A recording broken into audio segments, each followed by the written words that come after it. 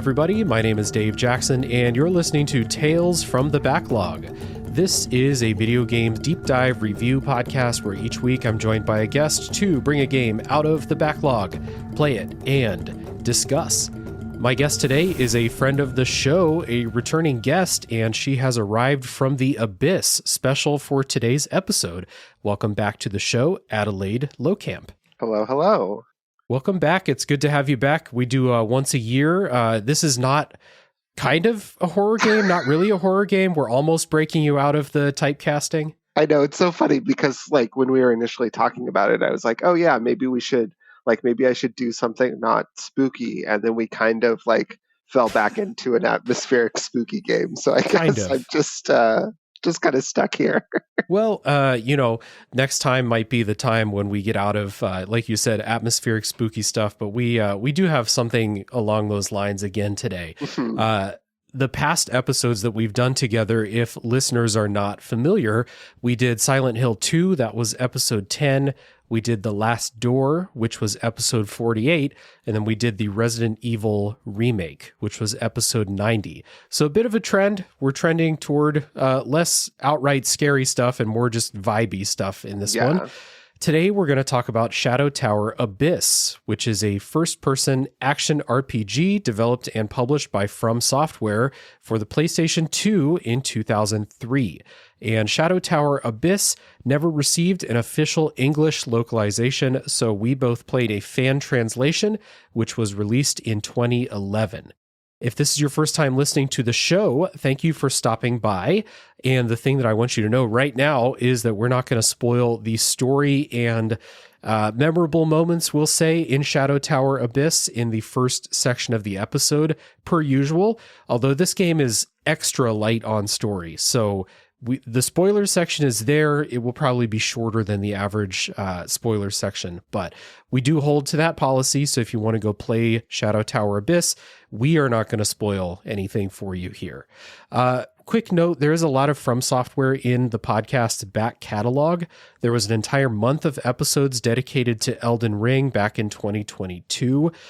Most recently, there was the Elden Ring DLC episode on Patreon for Patreon subscribers. Dark Souls 3, Bloodborne, and then boss tier lists of all three of those games, special episodes, and also Kingsfield 4, which is another PS2 FromSoftware game. So a lot of FromSoftware in the show's history, a lot of FromSoftware in the show's future as well. People know me, I love some FromSoftware, so we're back at it with another one.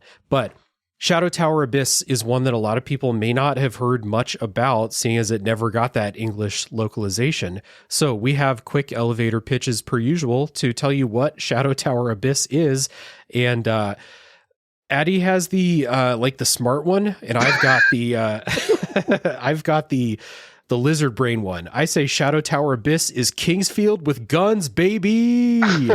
And that's not an inaccurate description, by the way. That is very much true. Mine was the connective tissue between Kingsfield and Demon Souls. Absolutely. Yeah. And that's something we'll talk about throughout, some of the mechanical systems, storytelling style, and some of the backstory and lore in the spoiler section. Is there are a lot of connections. Obviously, this was one of the fantasy games closest to Demon Souls releasing. I think Kingsfield 4 was 2001. This was 2003. Demon Souls was 2009, I want to say. So we're on that that kind of lineage here. So there is DNA that goes into the future games, and there's a certain thing about the lore we'll save for the spoiler section, but that really connects to the ideas behind Elden Ring's lore in a really interesting way. So a lot of stuff here. Right on with that pitch. So we both played this emulated. It took me 11 hours to beat. How long did it take you? I think it was more like 14 or 15 hours for me. I feel like I definitely got... I feel like I got lost a lot more than you did, possibly. Possibly, yeah. I did follow... Well, not necessarily follow a walkthrough, because there are not text walkthroughs for this game. There is one... There's some Let's Plays. I don't want to shortchange everyone who's done a Let's Play, but there is one video walkthrough where it's like, stop, this is how you get through this area. Here's the lore. I'll reference that a couple more times. That video is by a YouTuber named Elucidated by Fire, and it's like a really, really excellent video walking through the game. So, Shadow Tower Abyss. I think it's been so long now, but I'm pretty sure that when we were talking about like, what's the next game you're going to come on the show and do with me, I gave you a list of stuff, and we eventually settled on Shadow Tower Abyss. And like, I'm pretty sure you had heard of this before. So was it something that you really wanted to play already? What was it that kind of spoke to you as the game you wanted to do this time? So a while ago now, when I had a PS3, I had on a whim picked up the original Shadow Tower because it's on the PS3 Classic collection or whatever.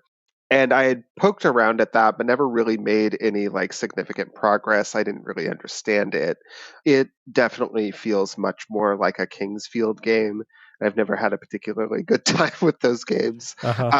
So like, you know, I of course, my next move was to like, you know, go to Wikipedia and be like, okay, well, because FromSoft like usually doesn't have like dead end games, even if they aren't like a full blown series, like, you know, Kingsfield or things like that. There's usually at least like one more iteration, you know? And so I was looking, and, you know, sure enough, I came across Shadow Tower Abyss. And I tried poking around at it a little bit. This, you know, was like at least 2 or 3 years ago. So a while ago, I tried poking around at it, and like it seemed really cool, but like it's kind of impenetrable. In the way that like Souls games are, you know? And so I never really made too much progress with it. I think I died a lot in the opening area and just got frustrated and like moved on with my life. But when I saw it come up, because I think what happened is you had a poll running and you were like, hey, like if this game gets on the poll, do you want to jump on for the episode? And I was like, yeah.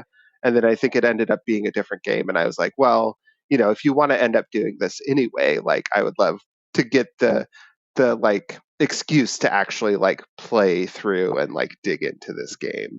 Yeah. Okay, so I had forgotten, or maybe we hadn't discussed that you had like poked around. It's like this era of From Software, like the PS1, PS2 is not great for dabbling. Like you gotta sit and like really explore and like figure out, especially this one, because like the manual's in Japanese. Like there is no manual. Like we had to find extra sources to explain what the stats mean and stuff like that. So this one in particular is really bad for just like, hey, I'll poke around for 15 minutes and see what happens, you know? Well, and I think even worse than like, you know, FromSoft is pretty well known for their, you know, oblique games. I bet if you tried really hard, or not if you tried really hard, like Kingsfield is popular enough that I'm sure there's more information out there about like Kingsfield 1, 2, and 3 than there is about this game. This game in particular has like almost no internet presence in a way that you don't like really see with games anymore, you know? Like it's very it's funny because like it makes the game itself like mysterious in the way that the game wants to be, you know? Yeah, absolutely. Like I remember first, I think it was either Bonfire Side Chat or it was an Iron Pineapple video that was like, you know, both of them. Bonfire Side Chat did like, I want to say 2 podcasts about this, and then Iron Pineapple did a video on YouTube, and both of them like were my introduction to this. And I think it was especially the Iron Pineapple video that really like I got to see it. And you know, like the first time you're walking in, like you have a sword and then like you pull out a gun, and I was like, what the okay, this is crazy. I should probably look more into this. And it was one of those games for a while that I could have played, because you could emulate PS2 anytime since 2011 and play this game in English. But it was one of those games that I just kept finding like excuses to push it back. Like I had it tentatively on the podcast schedule for at least 6 months. And I just kept like something else caught my eye and be like, we'll push Shadow Tower back. Like it happens with certain games. But I put it on the backlog resolutions thing for 2024 that we're doing in my Discord server. And that was the thing. That's one of those games that like I needed a little something extra to actually be like, we're going to do this. We've got Addie lined up to guest. It's time to finally play this game. And so here we are. I did play it. And for quick, top level opening thoughts here. Number one, everything that I liked about Kingsfield 4 is in this game. As I loved Kingsfield 4. Everything about that I liked is in this game. Plus, this game is just weirder than Kingsfield 4 is. This is probably the weirdest From Software game I've played. And I haven't gone into a lot of like the more obscure PS2, PS1 era, but of Kingsfield 4 and then every single, game since Demon Souls that I've played, this is definitely the weirdest one. But I thought it was, a really interesting experience to go through for a lot of reasons. I really enjoyed playing it. And it was also fun to stream. I streamed about 5 or 6 hours of it, just because there are a lot of people out there that are curious about what From Software was up to on the PS2 now that they're so big. They're like one of the biggest studios out there now. Yeah. And they have a long history, much, much longer than Souls and things like that. So I really enjoyed this. Yeah, it's so interesting. Like, I have a big place in my heart for like flawed games that have really interesting ideas. You know, I like a good underdog. So like playing this and like, coming from backwards from like a position of being really familiar with Souls games and like how they've changed across that separate series, I think really like it's so cool to see like ideas and little bits of mechanics that like have changed or have like stuck in the games as kind of like a vestigial element, or it's such an interesting game from a place of like historical context. Yeah. And you're right, it's just also like bizarre. It's like, I know like in some of the Kingsfield games, I want to say like in the second or third one, I might be making things up, so don't come for me, but I feel like I remember in one of them you end up like going into a computer simulation to kill a dragon. Or like the twist on old the Ultima series is like there's like supercomputers and also medieval fantasy, but you don't really see stuff like that a lot, and like it's really cool. I always think it's fun to like see that sort of like intermesh of like, this is like a very straightforward fantasy, but there's also like all of this weird like technology and stuff that's like out and about in the area. Yeah, this is a really weird mashup of like traditional sword and board fantasy, but also sci-fi. And it's one of those things that the game is not going to present to you a lot of like straight up sci-fi, except for like when you walk in the hub area and you're like, this looks like an alien place. Other than that, it doesn't look like a sci-fi game. And the guns that you get are real world guns. Like you don't get laser rifles or anything like that. But the extended lore of the game, from what we understand from the one person who bothered to translate the strategy guide, there's sci-fi in here. This is a sci-fi mix with fantasy in here, which is cool. And I will say, like, there are definitely some zones outside of the hub area that feel explicitly like sci-fi areas, but there's certainly like less than what you would consider for like typical like fantasy biomes. Right. Yeah. And you're definitely right with something you said earlier. Like you can play this and pick up stuff that was carried into the more famous From Software games in the future. And we talked about this in the Kingsfield 4 episode way back when, but this game was made, I believe, before Miyazaki even worked at From Software. So like, I think that's correct. Yeah. It's a gentle reminder that Miyazaki gets a lot of credit, and rightly so, for making From Software, into what it is today. But the things that you may associate with FromSoftware's gameplay design and storytelling and things like that, those were there before Miyazaki was there, which was always interesting to see in Kingsfield 4 and then in this game. And I assume if you go further back, it's just cool to see that history. Yeah, it is really interesting because I mean, like by this time it's probably something of a well-known fact, but the idea behind the Souls storytelling, right, is commonly attributed to the fact that Miyazaki, growing up, read a lot of English picture books, fantasy books, but he Mm-hmm. didn't know English, and so that's why you have the sort of storytelling in the visuals and also in the in the text of the items and stuff, but again, like you said, that's still happening in the older games before he's involved, right? This Yeah, game has little to no story present in the game itself or in the item descriptions, that's right. and Yeah. as far as I'm aware of the other Shadow Tower and Kingsfield games, you get opening crawls and stuff, and maybe there's obviously a lot more NPCs to interact with, but beyond that, there's really not a lot of story in game as well. Yeah. So there are things that there were here. We'll talk about it, but the looping level design that we associate with the Souls games and Elden Mhm. Ring and stuff like that. That's in Shadow Tower Abyss. So Yeah. there's a bunch of stuff like that was here before, and then there's a bunch of stuff that you can see Miyazaki found an opportunity to put storytelling in those item descriptions because they're Mhm. not in this game. So we've opened up a bunch of strands of conversation that we're going to tie off for now, and we will I'm not sure how I'm going to do music breaks. That's a problem for future me. There's no music in this game, barely. So we're going to take a music break, or maybe it will be the sound of footsteps going through a quiet level, and then we'll come back and we'll set up the story of Shadow Tower Abyss.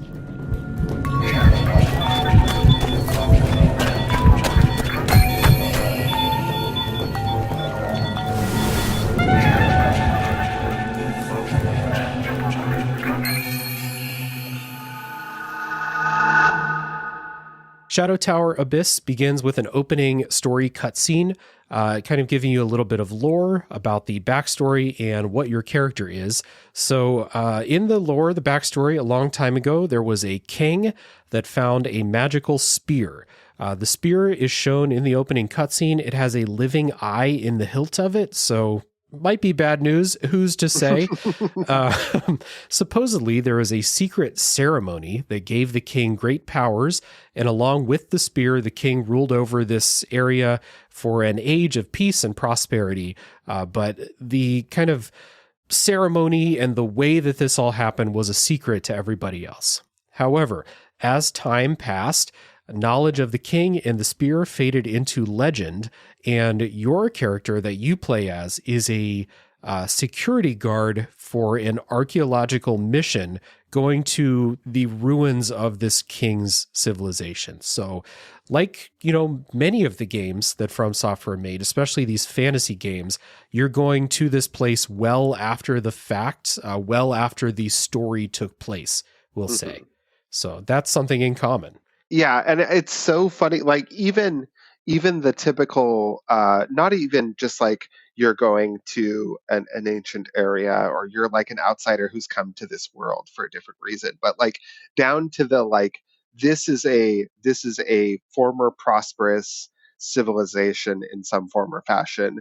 There's a king that ruled it for a long time of peace and prosperity, but now that's left them, Yeah. like in this case it's the loss of power from a magical item. In other Souls games it's right, the fading of the flame or whatever, but Uh-huh. it is really I feel even the Kingsfield games are like that, right? You're a prince or you're a mercenary or whatever, and you're going to an island or ruins or whatever to Mhm. that have been long abandoned, used to be super cool but aren't as cool anymore. Yeah. So you're going to these ruins on this archaeological mission. There is this old man that's guiding your group in there.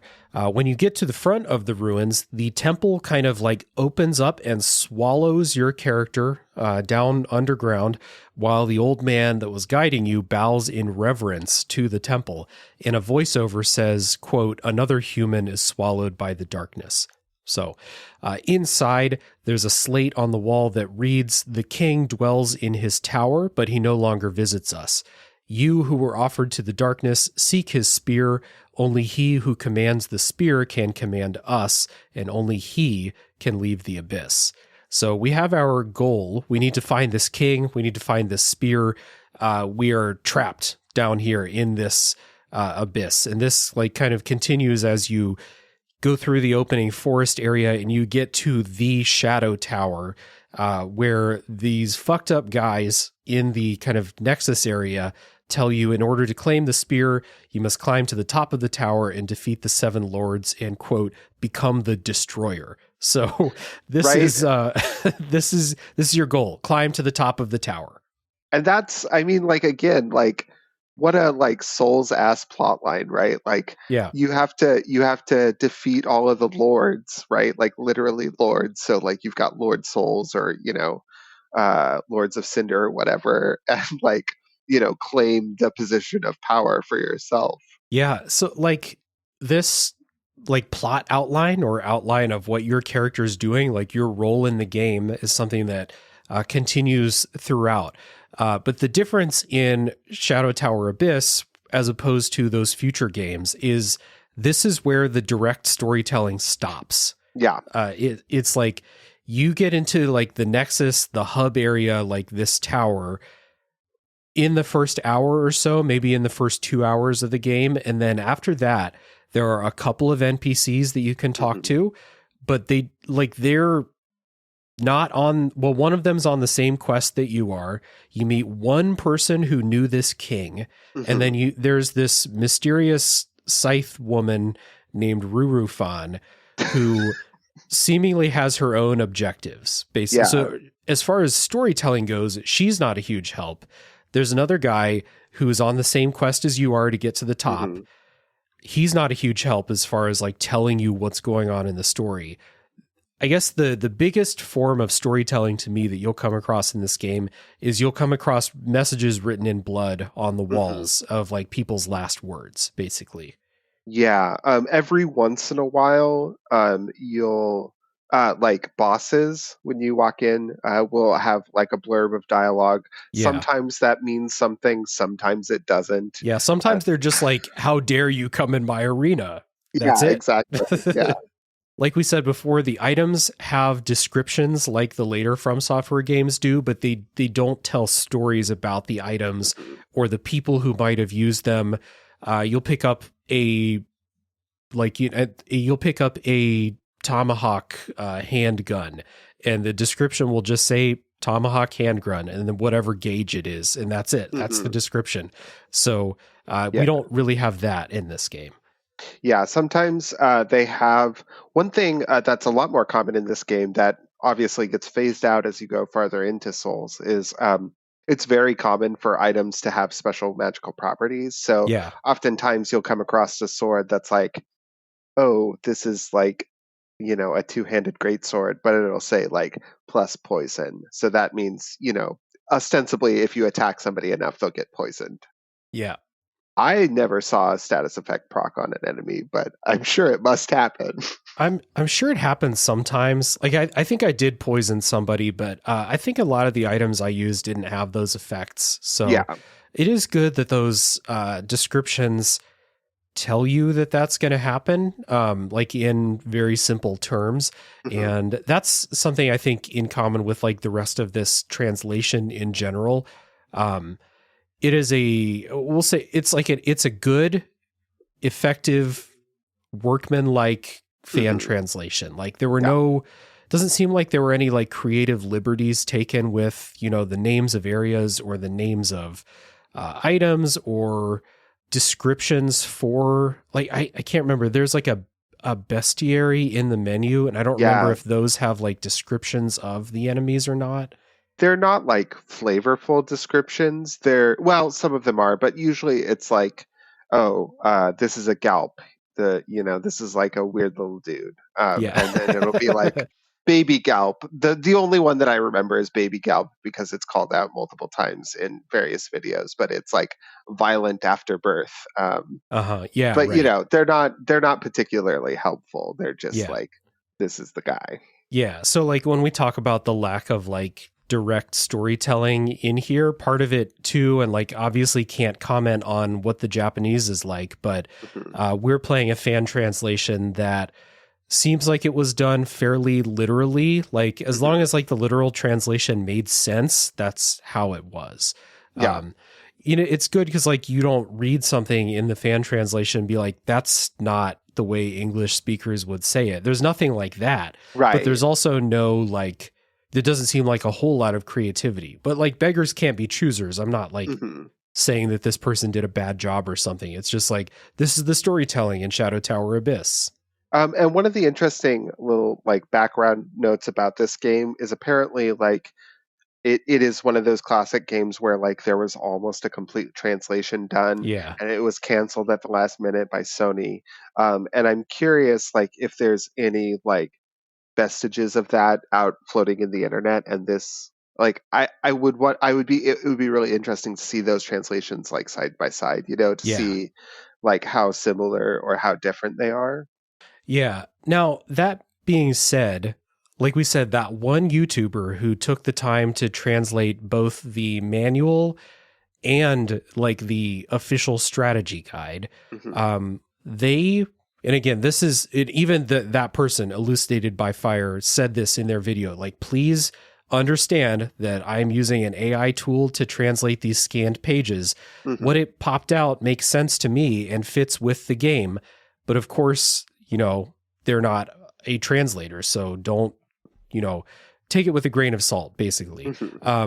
That being said, what they came out with from that strategy guide and stuff is really, really interesting as far as like the lore and backstory goes. We'll talk about that in the spoiler section in case anyone does want to go into this fresh.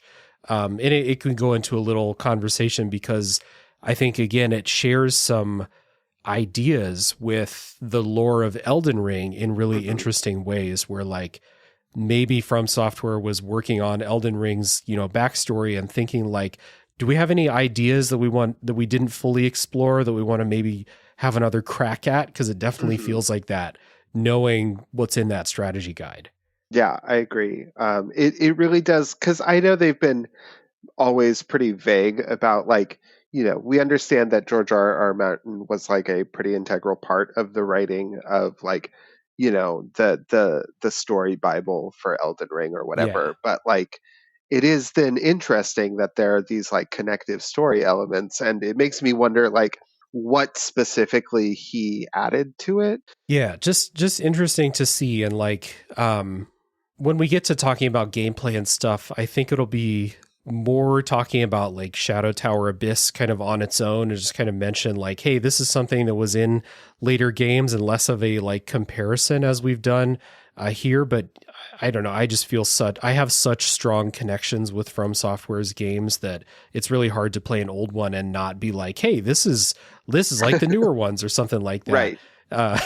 But it is interesting that in the game itself, and then in the manual, because I read a translated version of the manual, there's very little of actually explaining what is in this world. And then if you look at that strategy guide and kind of like piece together what you saw in the game versus what you read about this backstory, it makes perfect sense to me. And it's also really interesting and weird, which is very cool. Yeah. Visuals and music in Shadow Tower Abyss looks like a PS2 game. The levels themselves, I think, are pretty standard, like fantasy fare. You got a forest, you've got tunnels, you've got, insect tunnels, you've got a bunch of caves. Some of the later levels do get a little bit more sci-fi, like you said. Like there's the one with like the neon, like purples and blues and stuff like that going on. There's an outdoor level with some cliffs, which is cool because most of this game is inside. Yeah. The big visual standout to me is the hub area, the nexus where you actually see this tower. And you go in there, you take elevators up and down, it all connects together. If you want to backtrack, you can do that. But that nexus area really stands out because you go through a PS2 forest level, and then you take this boat, this river that goes into this opening in the tower, and it has like that distinctive symbol that's on the game cover. And then you have this alien looking area with this fluorescent blue-green lighting, and there's this big central eyeball looking thing shooting a giant laser down into the abyss below you. It's really striking, and it's definitely the most memorable thing visually from the game. Yeah, I agree. Again, I want to draw like connections between, especially like the visuals in this game and like Demon Souls. I feel like there's a lot of like crossover, like specifically the hub area in Demon Souls always struck me as like very visually distinct because it does look more like a high-tech zone. You've got all the magical sigils everywhere.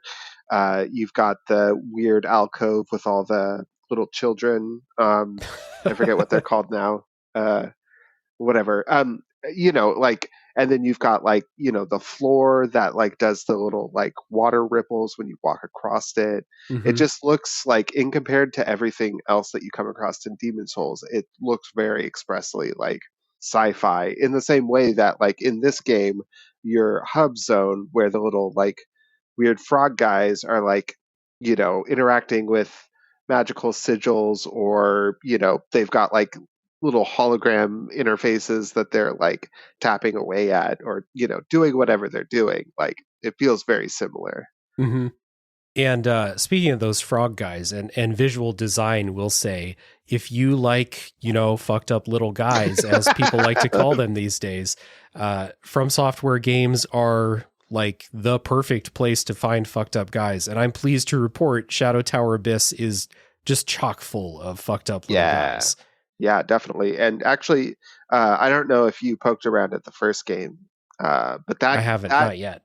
That game has some of the most like wild and diverse enemy design I've ever seen in a From Software game. Like, nice. I was really excited about Bloodborne and Elden Ring because they specifically kind of swing outside of like what the typical sort of fantasy design is for Souls games. But I feel like Shadow Tower is really like really out there also. Yeah, not fighting human enemies in this game. No skeletons, at least not that I remember. It's definitely more just draw your weirdest creatures. Like, is it this, humanoid thing that only has one giant arm? All right, let's do it. Let's get exactly. those. These weird little like Cyclopsian real monsters looking things that you fight in the first level in the forest. Like, sure, bring them on. Those are our goblins in this game. Yeah, all sorts of weird, like, invisible, like, fish that have weird, like, halo bone structures coming out the back of them. Yeah, little flying stingray horseshoe crab looking enemies in one of the later zones. Even, like, the harpies and stuff, which is, harpies are in a lot of fantasy games, but the Shadow Tower Abyss harpies look different, and they're real weird. So, enemy design, big win, as they usually are with From Software.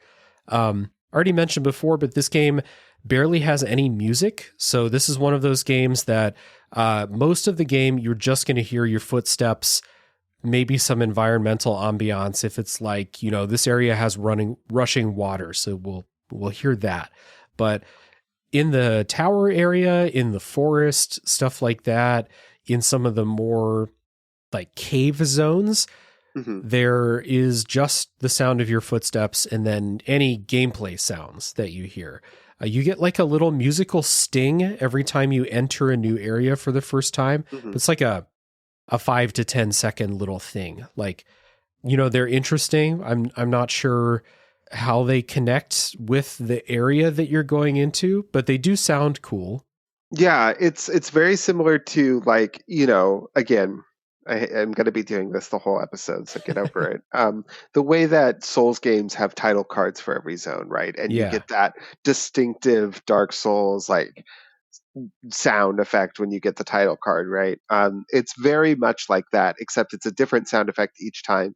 And you're right, like I want to say that they're being, intentional, right? And that there's some sort of like when you walk into the hub area for the first time, it's like, somebody just kind of like flopped their hand on a synthesizer, and like, Yeah. the bug area is like just like a kind of a spooky sound. Or when you get into the weird gothic castle at the end of the game, it's like this like sort of horror string kind of melody. So it is interesting though that it takes the idea, again, like at this point, like they're already settled on like we don't want music in the game while it's happening, right? Because that takes away from the atmosphere of it. But they didn't Mm-hmm. quite get to like, well, maybe we should at least have music for the boss fights because that adds some drama and weight to them. Right. Not really here. The boss fights are pretty anticlimactic for a Yeah. lot of reasons, but one of those is we don't have that iconic music happening during them. Half of these boss fights would be over before a song would be able to get to the good part anyway. But Yeah. there's 2 songs, I think, in the game. There's the one at the main menu, which has like this tribal percussion, the type where they have all kinds of drums, and like the musical, like the melody of it is the different drum tones, basically. And then there's a song in the credits too, which I listened to it before recording and I already forgot it. It's not very memorable. Yeah. But the main menu song is interesting. Certainly not what you would expect when you boot this game up, but yeah, that's what we got as far as music goes. Yeah. Let's talk about the gameplay in Shadow Tower Abyss. First person dungeon crawling. So that's where the King's Field with guns elevator pitch came from.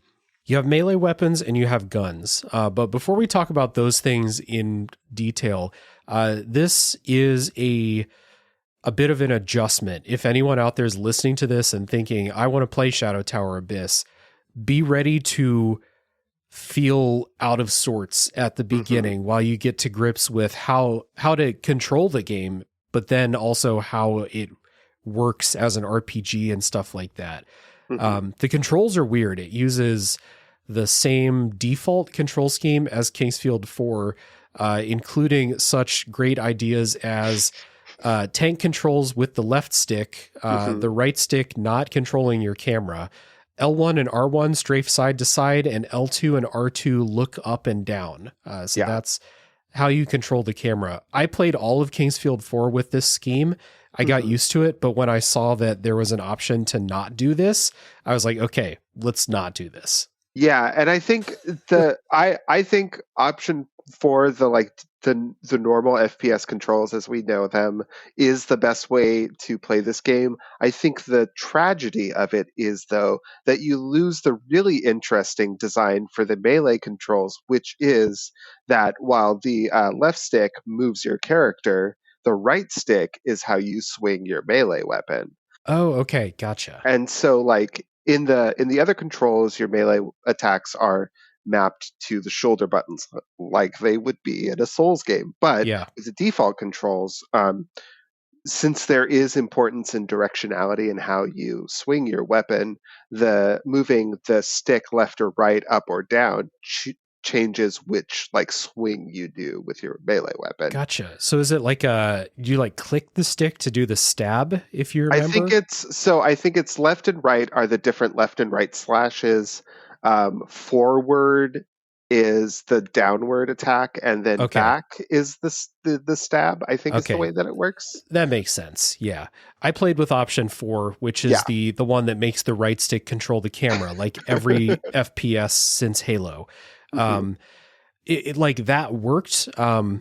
The camera sensitivity is way too low and you can't change it. So that was a bit of a struggle. Like it takes forever to turn around in this game, kind of like Kingsfield 4. It would take literally 12 seconds to do a 360 spin in that game. And this one is very similar, even with the more modern controls. So like, be prepared to have to adjust to how to literally control the game. Other odd stuff, even in option 4, X opens the menu, triangle switches between your melee weapon and your gun. The start button does not pause the game. It is your quick slot item. So if you have healing potions there, start is how you heal. And then select is like the pause but not menu command. And because it's a Japanese translation, you also have the flip-flopped Japanese controls for the confirm and cancel, which is in America, X is confirmed, circle is canceled, but in Japan, circle is confirmed and X is cancel. Always trips me up. I think if I play this game for 11 hours, I get used to it about hour 9, maybe in this game. Yeah. Yeah, it's just an oddball. Anytime you play RPGs, especially from like the PS2 and before everyone had, generally settled on like 3 control schemes that they're going to use, it's just a crapshoot as to like, how is this game going to do controls? So this is one of those. Once you figure out how to control your character, the first time you open that menu screen, you're going to be a little bit overwhelmed by the amount of information that's on there. This is an RPG-ass RPG. There's a lot of stats. There's a lot of equipment. I always love when RPGs do this. It's a very lizard brain thing, but it has the little picture of your dude and then like all the different body parts where you're going to put armor on there. I love that. I wish every game did that. And so if you want to like switch your chest piece, you have to go over to your character's chest on that diagram to switch the chest piece out. I love that stuff. But there's also like 20 fucking stats in this game. Yeah, it's funny because like anyone familiar with a Souls game will look at the stat screen and like know what they're looking at, but not be able to glean any information from it. Because like a typical Souls game, right, you have all of your like physical and magical stats in a row, and then you have your damage stats for both like physical damage and magical damage. However, what the game neglects to tell you, unlike a Souls game where you can like hit the select button, right, and see like a little like help like tooltip for each of the different stats, is it will not tell you what any of those stats do or mean, where any of the damage types are derived from. And then there are like weird ones. So you've got your like normal like strength, constitution, stamina, dexterity, stuff like that. And then the magical stats are all very strange. It's like mentality and like spirit and like concentration, I think is one of them. It's like one of those where you would look at those words and be like, those could all mean the same thing. So I have no idea what they do actually mean. Thankfully, a couple of people have put guides on GameFAQs just explaining the stats so that you can efficiently put points in. There's an item you pick up called a soul pot that gives you skill points where you can like manually upgrade your stats. What's weird also in this game, which the manual tells you, but of course the manual's in Japanese, so you have to do a little bit of extra digging if you're going to figure this out. The level up system in this game is really weird. You don't get skill points on level ups to like assign to your stats. Your character just gets stronger as you play. There is no like thing on the UI that says level up. Here's your stat upgrades. It just happens in the background as you play. So if you like look at a screenshot from hour 2 and then another one from hour 4, you'll see your stats have gone up. I think you have to kill enemies to do this. I think my impression, and again, like we'll kind of talk about it, but it's hard to tell. My impression is that it's something like a Final Fantasy II or a Elder Scrolls, where I think the idea is the more you do a thing, the better you get at it. But I think one of the kind of fascinating things about this game is not only does it not tell you anything about the stats, but they kind of don't matter. Like like obviously like if you're going to be casting spells a lot, you want to make sure you have a lot of MP, right? Or if you're focusing on like just attacking, like doing melee and guns, then you want to make sure your physical numbers are going up. But Hmm. that's really the only consideration that you have. Yeah. You want number to get bigger, and beyond that, you really don't have to think about it that much. Yeah, I looked at that game facts guide Hmm. to figure out which stat raises my max HP, and then I Hmm. put every single soul pot skill point into that stat for the Yeah. entire game. I Hmm. didn't mess with anything else, because the thing that you'll realize is like your stats go up. You know, you level up naturally as you play the game, but where your big stat increases are actually going to come is from equipment and items Yes. that raise those stats. So Hmm. it's like this leveling up your actual character is not a huge concern. It will just kind of happen, and then you'll get those soul pot items, level up your HP or give yourself more magic points or whatever. But what you Hmm. really need to do is just always have whatever equipment gives you the best stat boots. Just equip that stuff. So Yeah. you pick up so much stuff in this game. Yeah. It's like Neo levels of equipment that you pick up. If anyone out there's played Neo, like you're just constantly picking up new swords, new pieces of armor, and you have like 8 types of armor. You know, your gloves, your headpiece, your chest Hmm. piece, your boots, your rings, your pendants, and all of that stuff. You're just like showered with this stuff. What kind of sucks is there's an encumbrance system. It's the Hmm. original version of Demon Souls encumbrance, where it's like, or like an Elder Scrolls encumbrance, where it's the stuff Hmm. you're carrying, not the stuff that's equipped on you, Yeah. which is interesting, but it sucks because you can't tell how heavy something is until you pick it up. And then Hmm. once you pick it up, you can't drop it. Yes. Most importantly and most frustratingly, there is no way to jettison equipment on your own. You have to be at a store to sell it or store it. Yeah. And in a slow moving game, right, encumbrance already takes your speed down, and that's a problem. It honestly doesn't end up like I didn't ever find it being an issue for like maneuverability in combat, but what it does do is it makes everything take so much longer. Yeah. And then the other part of that is that there is a second level to encumbrance that the game also doesn't tell you about. So, first level of encumbrance is you move really slow. Second level of encumbrance is you move really slow and you slowly take damage, like poison. So now you have to get to a store to get rid of your shit, and you're also going to slowly die on the way there. Yeah. I didn't hit that level, but I did, especially later in the game when like you're just picking up like amazing pieces of armor and Hmm. amazing swords all the time. Like every couple minutes you pick up a new thing, and Hmm. they're all really heavy because they're late game armor pieces or late Yeah. game, you know, great axes or whatever. So like you Hmm. want to pick them up because it's a cool weapon. I want to try it out. But oh fuck, that thing weighs, 9 pounds and my character can carry 75 pounds Hmm. maximum. So there's also like I think the reason you're getting so much stuff is there's a weapon and armor like degradation and breaking Hmm. system in here too, which does force you to have backup plans. Like I always carried a backup chest piece in case mine broke, Yeah. because that's your main armor piece. Hmm. I also carried a bunch of different weapons because like I might have a sword that I like, but it's going to break fairly quickly.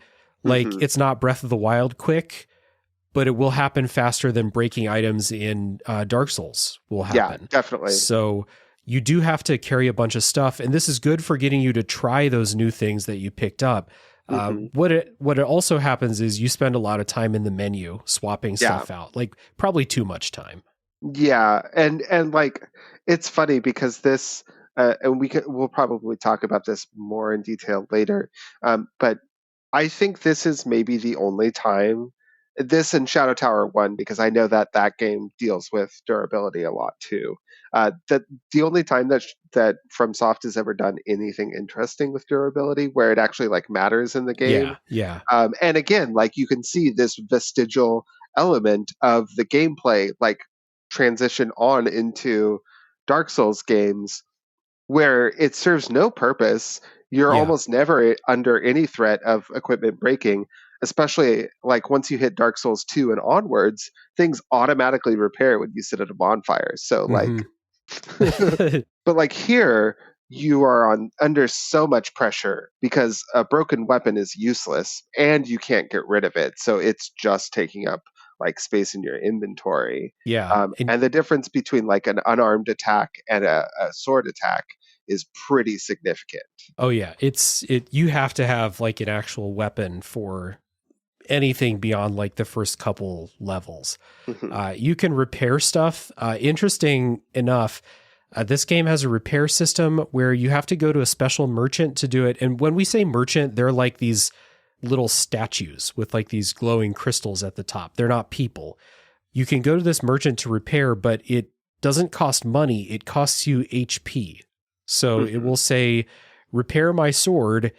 It will cost you 800 HP to repair. For a while, I thought this was a really interesting, like, strategic trade-off because health potions are not rare, but they're not plentiful. They're not, and they don't recharge when you rest at like, or when you save. Like, this is not an Estus thing. So it's a consumable to heal. So I did get in this interesting, like, mathematical little like strategy session sometimes where it's like, this sword's really great. I love this sword. It's going to cost 1,000 HP to repair it. 1,000 HP, I'll have to use a health potion. And in order to get more health potions, I either need to find more or buy more. And money's not bountiful for most of the game. So is it worth it to repair this? Or should I just use something else? Like I had those interesting little conversations with myself, which I thought was really cool. And then it stops mattering at a certain point. But this is an interesting idea that I'm not sure like totally works, but it does make you think sometimes. Yeah, it really gestures towards a more interesting and well-tuned system where like, right, you're making a calculation between like, is it worth it for me to repair this and spend my HP on it? Or there are also healing stations where you can essentially spend item durability to heal yourself as well. So like, it does seem like, you know, there's a version of this that is much more finely tuned that makes you really consider those decisions. This game, unfortunately, like a lot of games, those pressures are only very early in the game. And then once you get to a certain point, you're either swimming in money, swimming in health potions, or there are items that you can just buy that like heal 50 durability to, I think, everything you have equipped, which is like the maximum for most items. Like that's kind of overkill, and you get, you know, enough of those items to use them if you're ever in like an emergency, and you'll also pick up items that restore your health at some point. So like when you get those, paying to repair an item is not a cost. The cost is time to sit and wait for your thing to regen your health. But by that point, you have so many fucking swords and weapons and armor pieces that I would never repair something anyway. Yeah, that's kind of the interesting thing about this game is like in the beginning, I feel like it really makes you think that there's going to be item scarcity. But once you can like let go of the idea of like equipment being important, your best bet is just to hold on to whatever you have equipped. And every time you have a store, unless you want to back up, sell everything. You get at least 2 cunes per equipment piece, if not more, if it's better. And that'll keep you so swimming in money that you really don't ever have to worry about it again. Yeah, I ran out of money very late in the game because there was a pendant that had like very fast HP regen, and it was really expensive. So I used like all my money to buy that. But after I bought that, I had nothing else I needed. I don't need to buy health potions. My HP regenerates very quickly. So Yeah, you do kind of get to that point. I guess it's cool because at the end of the game, I felt unstoppable. Like there was no chance anything was going to beat me, which is a good feeling to have at the end of an RPG. I love that. Mm-hmm. And this game will give you that if you take advantage of all the cool stuff that you find. So RPG systems are really interesting. Like you said, they kind of gesture toward putting together this really complex problem, but you only have to solve that problem for about 3, 4, 5 hours of the game. Mm-hmm. But while that was happening, I thought it was really cool. Like, I'm a fan of durability and weapon breaking systems if they make for interesting choices, which is why I'm a fan of it in Breath of the Wild. And in this game, early in the game, I was a big fan of it too. Then later in the game, it turned into just like, oh, this sword's broken. Fucking, I'm going to sell it. I have 10 more. It doesn't matter. So let's talk about swords and melee weapons and the melee combat. So the cool thing that you mentioned earlier is that this game has directional attacks, which you can do a side-to-side slash, you can do an overhead swing, and then there's a stab. Each of those have their own stats. So if you wanted to put your skill points into stab damage, you could. But each weapon has individual strengths and weaknesses to it, which is cool. The key part about this game has a dismemberment mechanic with enemies and body parts. So fun strategy when you come across a new enemy type. Let's say it's the harpies. You can cut the harpies' wings off so they can't fly anymore, and they're much less dangerous. You can also just pop heads off, which is, good for most enemies. There's an enemy late in the game that has a parasite attached to it, and the only way to permanently kill it is to cut off the parasite, which is really cool. To give you this, 3 different types of attacks. If you're trying to cut an enemy's head off, the stab is probably not going to do that for you the best, so you should use the side slash. Really cool to come across new enemies and try and figure out what's the best way to take them down. Yeah, and again, it's so funny to see, like, one of my gripes with Souls games is like being able to pinpoint what like damage numbers mean in them is very, very hard, right? Because each weapon has 3 different damage sources that are just physical damage sources. If they're enchanted in any way, they're also doing a magical damage source, right? Here, though, you have specific ways of making those damages happen, right? So if you have a weapon that's like good at slashing but not good at poking, then you don't have to worry about how poking figures into the damage equation. You just only ever have to slash with it. Yeah. And it also makes it so maybe you have like a hammer that does really good, like the overhead smash attack does more damage, but the hammer is broken and all you have left is a dagger early in the game.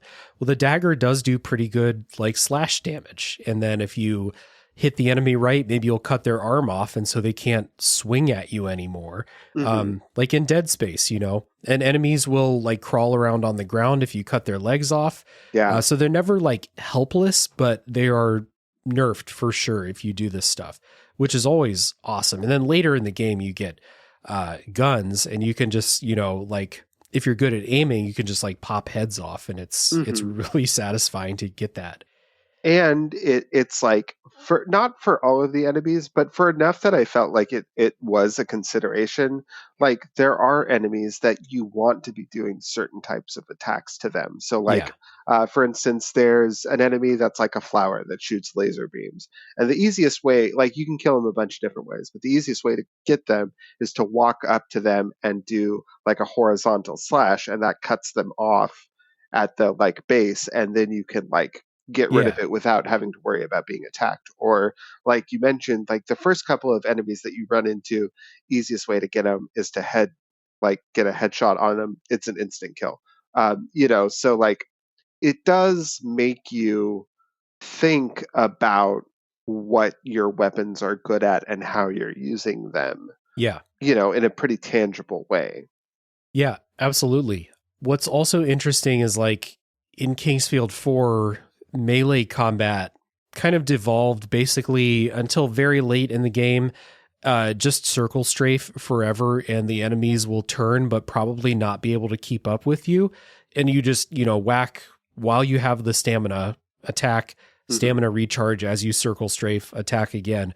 And in Shadow Tower, you have this extra level of strategy for how you approach each enemy, which has never been repeated in any of the modern From Software games to this level. Like, obviously, there are better ways to fight certain enemies, but aside from a few bosses where you can cut their tails off, like, there's never a consideration to this level. So the melee combat is really simple. Like, you don't have combos or like special weapon arts or anything like that, but you do have a strategy to approach each encounter. And later in the game, some of the enemies hit hard, or maybe there's an environmental effect that's sapping your health. And so like you do need to kind of think about combat for most of the game. Eventually you'll get like the best equipment and you're a god, but after that. The other part about the combat is guns. So I laughed like early in the game, or like sometimes I get in, melee encounters because I like to have my big sword or my axe or something. And then, like, an enemy will get a big hit in on me and like, take a quarter of my health away. And so there are a bunch of situations where you get hit and you back off and pull a gun out. And it's like that meme where it's like, call an ambulance, but not for me because I just pulled out an M16. Yeah, it's definitely, it can be like the like Indiana Jones in the marketplace moment, right? Like the enemy jumps out and does their like fancy flourish, and then you just pull out your handgun and shoot them in the head. Yeah. There's not a lot of enemies that feel equipped to deal with guns in here. And I remember on Bonfire Side Chat, they kind of posited that maybe the guns were added late in development here. So like there's no enemies that will like jump side to side to dodge gunshots, except for a couple of bosses will do that. There's not a lot of enemies that have ranged capabilities of their own. There's those flowers that have the lasers. There might be a couple others that shoot little, blobs of yuck at you. But there's no one else that has heavy ranged capabilities. So like a lot of times you can enter a room and just kind of like pick everything off from a distance if you have the bullets for it. Yeah, although I feel like that's kind of balanced out by how like ponderous it is to use a gun in this game. Like, I don't know, it feels like it's a lot harder to aim and shoot, and like especially with the couple of enemies that are expressly like require you to use, or not require, but it's infinitely easier to use a ranged weapon with. Like they're mobile enough that unless you really have an idea of where you're shooting, you're going to end up missing a lot. So for like as powerful as the guns are, I think they're kind of balanced out by the fact that they're like difficult to use effectively. Yeah, there's no aim reticle on the screen. So the guns always just shoot at the center of the screen, like the exact center. So once you get the hang of it, you can kind of like aim fairly precisely, but it's not easy, especially early. And ammo is somewhat limited, especially when you only have a couple of guns. Ammo is fairly limited, and it's expensive to buy, like top up on it. Later in the game, you have so much money and you really have nothing to spend it on except for like great pieces of armor or bullets. So I didn't run out of ammo later in the game, but while you're still learning how to aim, it's kind of odd. I think the hit detection's pretty generous too, which helps you, maybe you can't aim within, a fraction of an inch or whatever, but the game does kind of help you out. Yeah. So I feel like the game is really balanced towards the end of it, is really balanced for you to be using guns more often. A lot of the enemies in the like the cliff zone, the fog zone, and the moving platform zone, which are kind of like the three last big areas that you go through, have almost exclusively flying enemies. So unless you're leaning really heavy into the magic system, which we'll talk about, I'm sure, in a second, then you're probably mostly using guns, which did have me feel like I'm running at a bit of a deficit. But like you said, since you're kind of, running at a high amount of money, if you're taking advantage of like selling equipment that's broken or that you don't need, what you can do is turn around and then turn that money right into ammo. So as long as Yeah. you're doing that like regularly enough, I feel like you're probably in a pretty good spot. Yeah, for sure. I basically just bought like, late game merchants. It's like any M16 ammo that they have, Yeah. I'll buy that. Any, I remember if it's like an AR-15 or something, like there's an assault rifle type Yeah. gun. I'll just buy whatever ammo they have for that. And then any extra money, I might buy healing potions, or I might just, save it for later. Mm-hmm. But the guns that you get late in the game are really, really strong. So Yeah. they're like not by far, because some of the late game, like legendary melee weapons you get are really good too. But the guns are so strong and you can just like stand at a distance and shoot stuff. That's definitely the way to go later. You mentioned the magic system. I didn't even write this in my notes because I did not use this. Magic is tied to rings that you pick up. So your character doesn't learn spells. You'll pick up a ring that shoots fireballs, for example. And the rings have durability too. And the durability, if it says durability 8, that means you can cast the fireball spell 8 times and then the ring is broken forever. I didn't use this because frankly, I didn't need to. There's one zone that has like magic resistant enemies, but so like in that walkthrough we both watched, the person said like, I used all this magic here because the enemies are weak to magic. And I went in there just with my great swords and, cut arms off and stuff. And it didn't really matter. Like, it doesn't matter if you're resistant to magic if you have no arms or legs. So let's, not much you can do as far as the enemies go. So did you use the magic much? Not really. Like the first couple of times you get initially you get rings as like boss rewards in addition to the like progression item. And so for the first couple of times I did use them. And they're interesting because not only do they cost they have an MP cost, but they also have like a stamina like system where you have a certain amount of cast before you have to like wait for it to recharge. Yeah. But by and large, I didn't really touch this. And by the end of the game, even though you get some super cool, like powerful spells, I found an item that severely boosts your physical stats, but keeps you permanently in a sealed status effect, which makes it so you can't cast magic.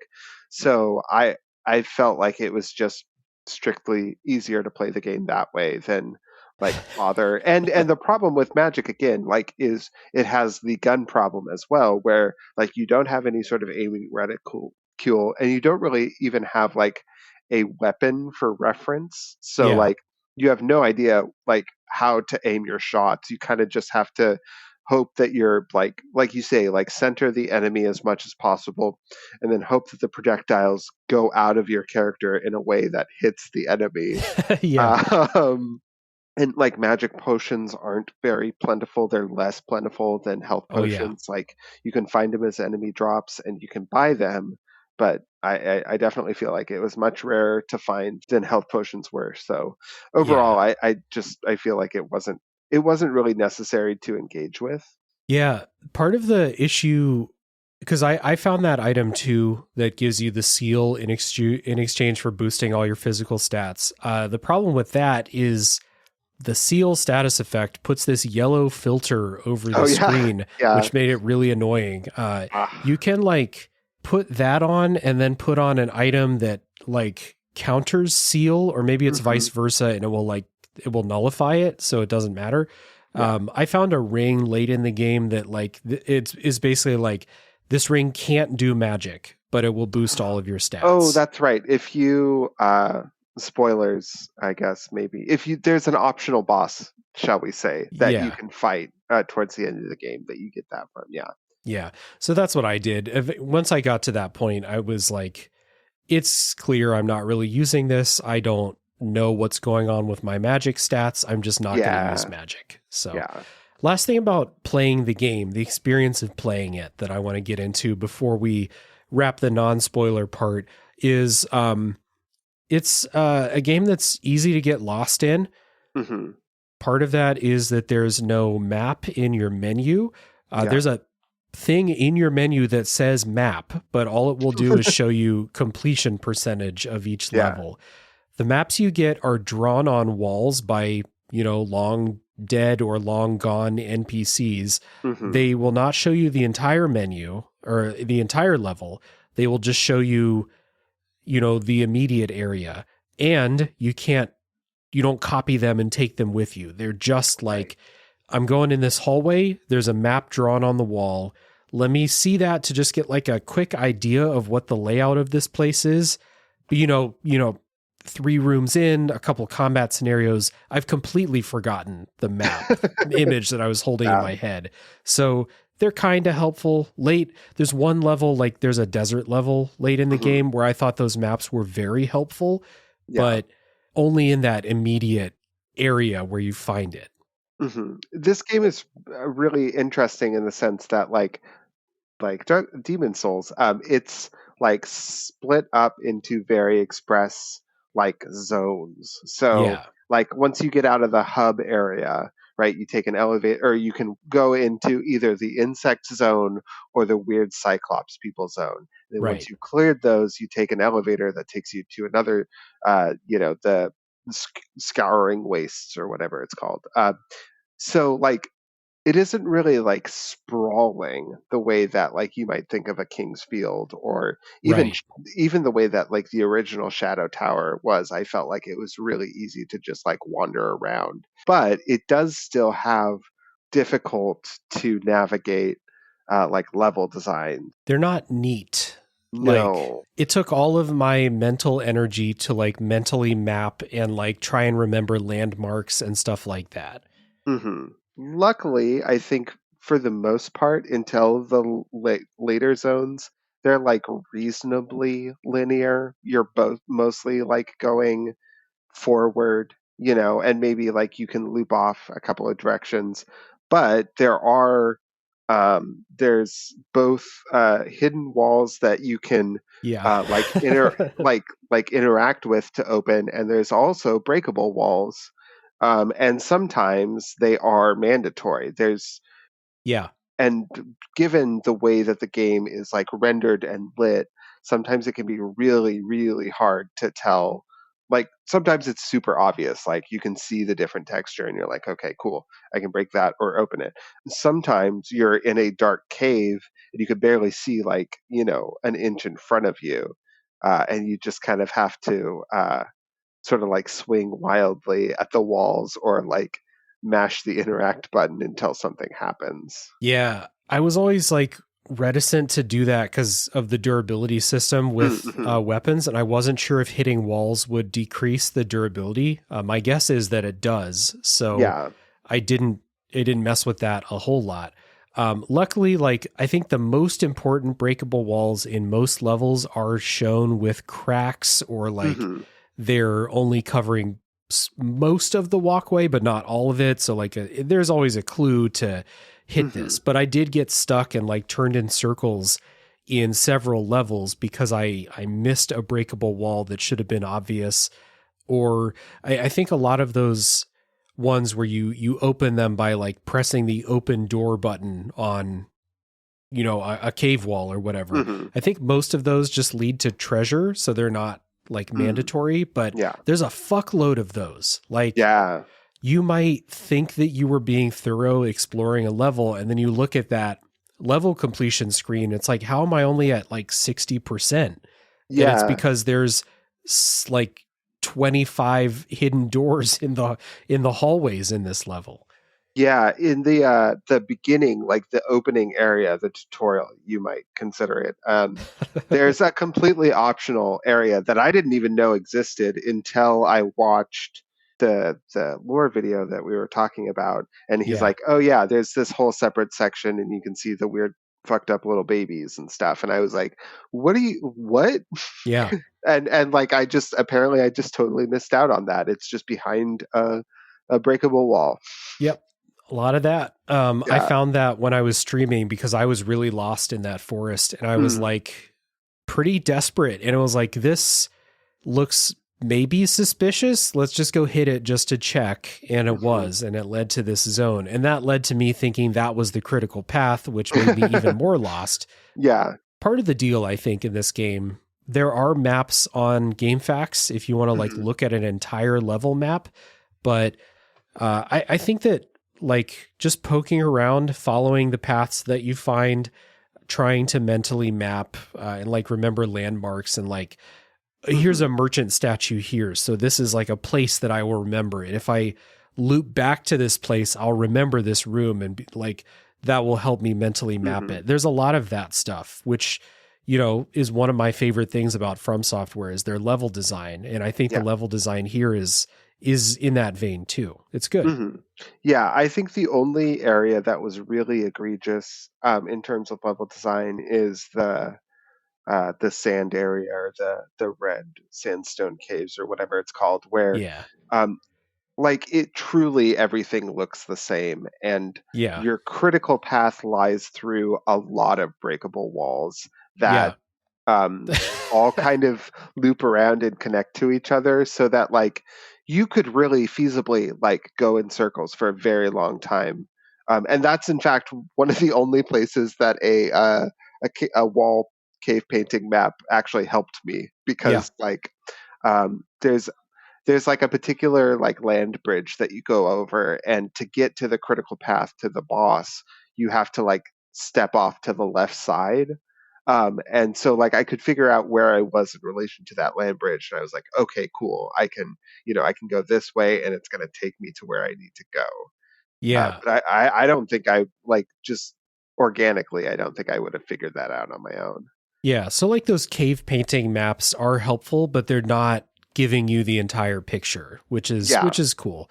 Also that red sand area, that is the easiest place to get lost. I got lost there, even with the many cave painting maps. That also has a damage over time environmental hazard. So if you're lost, that's a bad place to be lost if you don't have the right equipment to heal yourself and regen. So there's another place that has like an ever-present poison effect in there. So managing your HP and trying to map places out and do little runs between like the safe room and I'm going to go explore like this passageway, and then I'm going to loop back to the safe room, heal up, buy some potions, and then go out for another run. I thought that was a fun area. So the levels may not like look special, but I did have a lot of fun exploring them, poking around in corners, getting cool weapons and armor. Always felt rewarding. Finding money feels rewarding. If you go into a place and you find like 3 kuns, which are the currency, that's a nice find for you. So all that felt really good. Yeah, I definitely feel like we're not quite into the time where like you could go around the corner and find a really useless item and be disappointed with that. Like everything that you pick up feels worthwhile.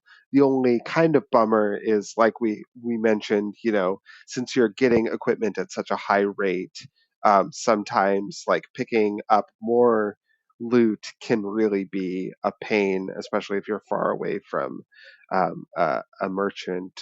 But it does always. But like the thing that like kind of clues me into the fact that this is like an interesting system to engage with is I always wanted to pick up the item. I never wanted to leave anything on the ground, unless there were a couple of times where I was like really, I was having a hard time progressing, and I was just like, okay, I'm just going to save state before I pick this up to see if it's worth picking up, and if it's not, I'll just like reload and forget about it. But for the most part, I wanted to be picking up things, if for no other reason than you could turn around and sell them for money to feed back into, buying healing potions or ammo or like better equipment.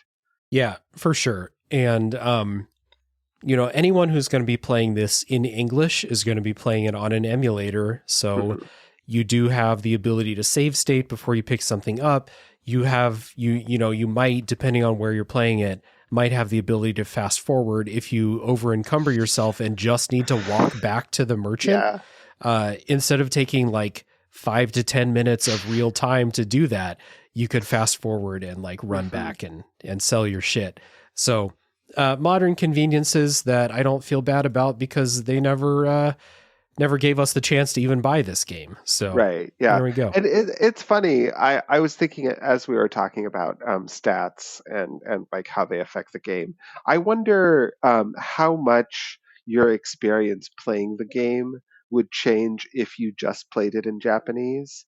Oh yeah, Because like obviously you would miss the opening narration, right? And you wouldn't have any of the NPC dialogue. But in thinking about like the experience of playing the game, like none of that stuff is really important. And like we talked about, like really your stats are negligibly important, right? yeah, You just want number to go up, and you yeah, could figure out like what your stamina dots are, what your health is. You could probably suss out what magic is.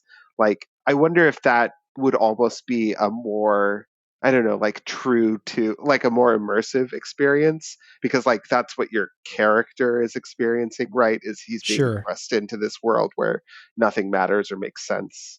Yeah, it's not like, a lot of games where it's like you'll play it, in a different language or something. Like I recently tried out a Korean RPG that I was interested in, and like I don't speak Korean well enough to like read a game tutorial in Korean, so I like missed the tutorial and then I like didn't have any idea how to play it. Well, Shadow Tower Abyss doesn't have a tutorial, so Right. you're not going to miss out on anything that's, in the game.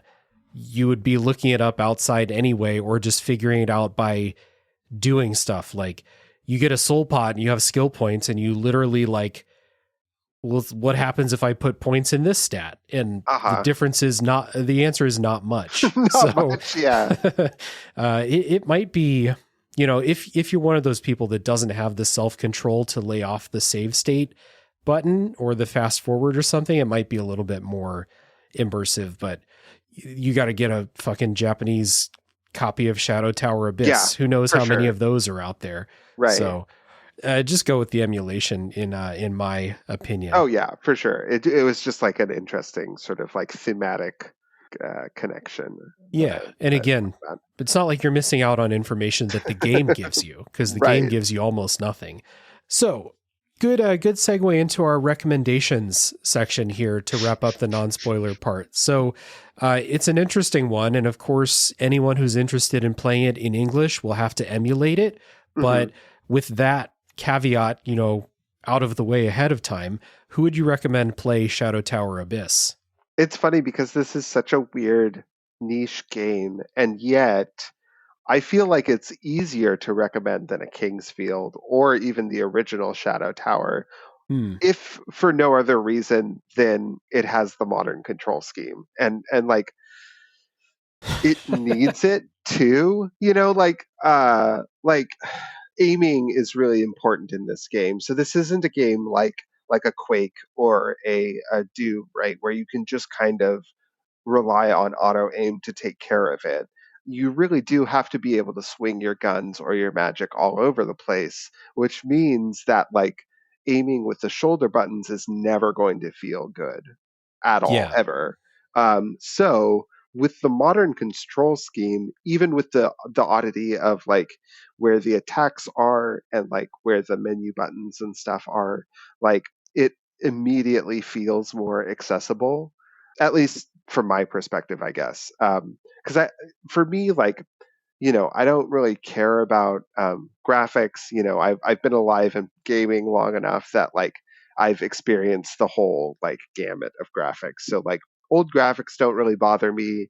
The old console sort of stuff doesn't really bother me. But the controls, if it feels like it plays well, is one of the biggest barriers. And so like with this game, like it almost to my sensibility at least feels like it has more of a mainstream appeal just because you can play it like a regular first person shooter. Yeah, for sure. And I don't think we mentioned this. We should have mentioned this way earlier in the show, but I don't think this is a difficult game. Like, No. FromSoftware has their reputation, of course, but this was easier than Kingsfield 4, and it's easier than any of their modern games, I think. Like, there's a little bit of tension with resources early on, but like I said, you never finish Elden Ring or something feeling like your character is literally invincible, and that's how I felt at the end of Shadow Tower Abyss.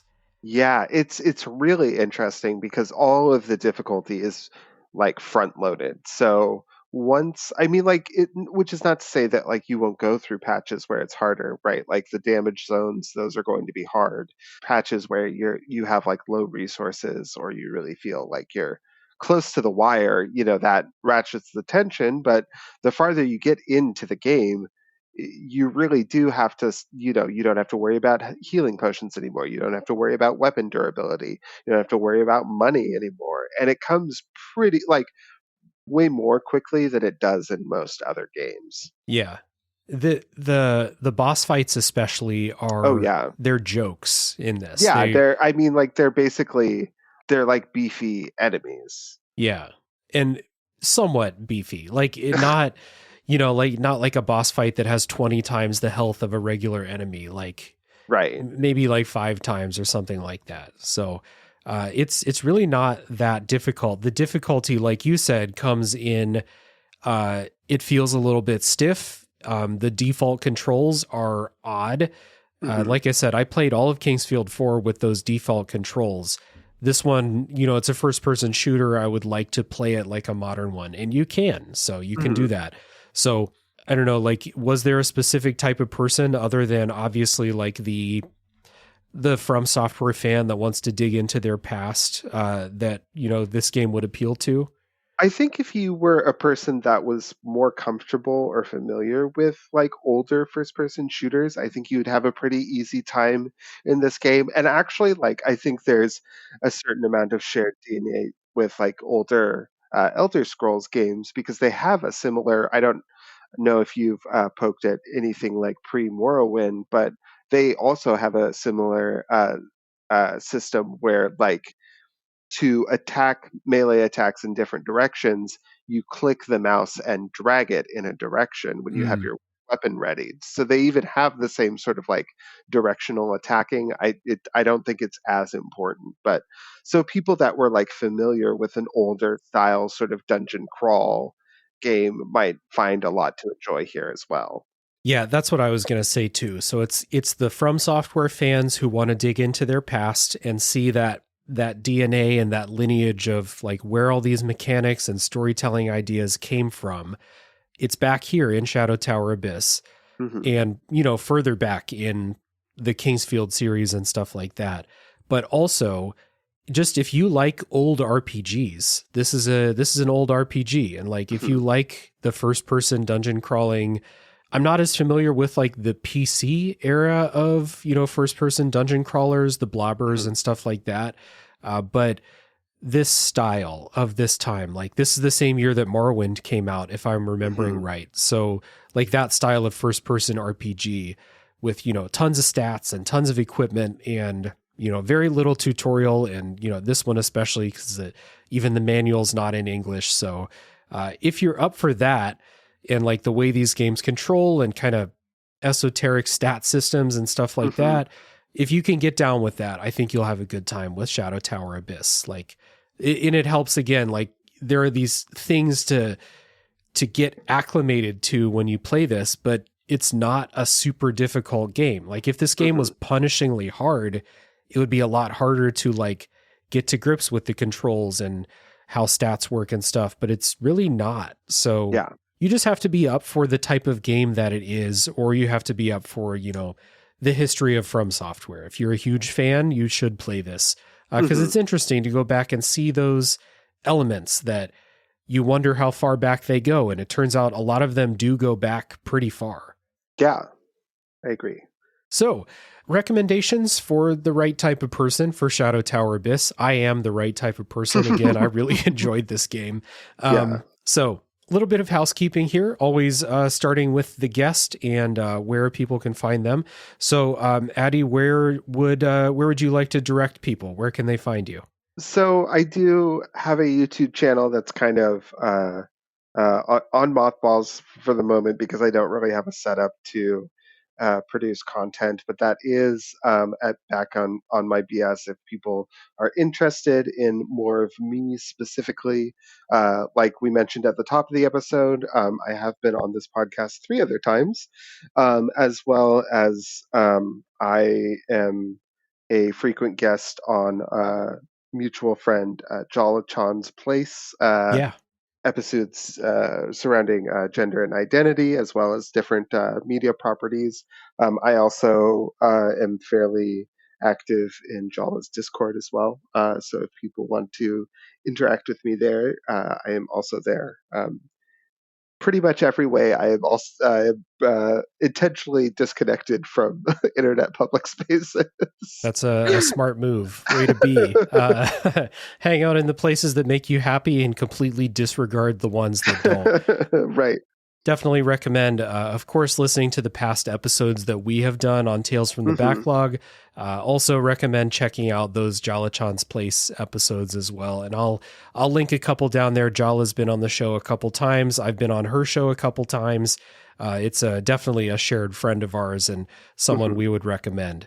So we'll put all that stuff down in the show notes, the YouTube channel, all that stuff, so people can find you in the few places that you choose to be findable. Exactly. So for this show, the same plugs as always. We would really appreciate ratings and reviews if you're listening on Spotify, Apple Podcasts, Podcast Addict, YouTube. Likes and comments are helpful. All that stuff, it helps people find the show, and that's what we want. And Shadow Tower Abyss has a little bit of content out there, but not a lot. So it might be one where, like, hey, if you leave a rating and review, if you like and comment on YouTube, people might actually find this one. So that would be helpful. I also have a Discord server that is a lively and friendly community. We would love to have you join, especially if you're a From Software fan. There's lots of us in the Discord server. Hop on in and join. If you're not, that's cool too. Thank you for listening all the way through about a From Software game. But we would love to have you join the community nonetheless. And there's an invite link down in the show notes for you. I have another podcast. It's called a Top 3 podcast, where we do top 3 lists and we draft fun topics using community submissions for our draft pools. Those are fun. And last but not least, you can support me and the show monetarily at patreon.com/realdavejackson, where I do polls each month for patrons. They get to pick a game that I play on the show. There are bonus episodes. There's a bonus retro gaming series on there, a lot of stuff. And that's much appreciated if you can. If not, that's cool. If you're hearing this, I already appreciate that you listened this far into a podcast. So with that being said, we're going to take a break. And when we come back, we'll have a somewhat short spoilers section for Shadow Tower Abyss.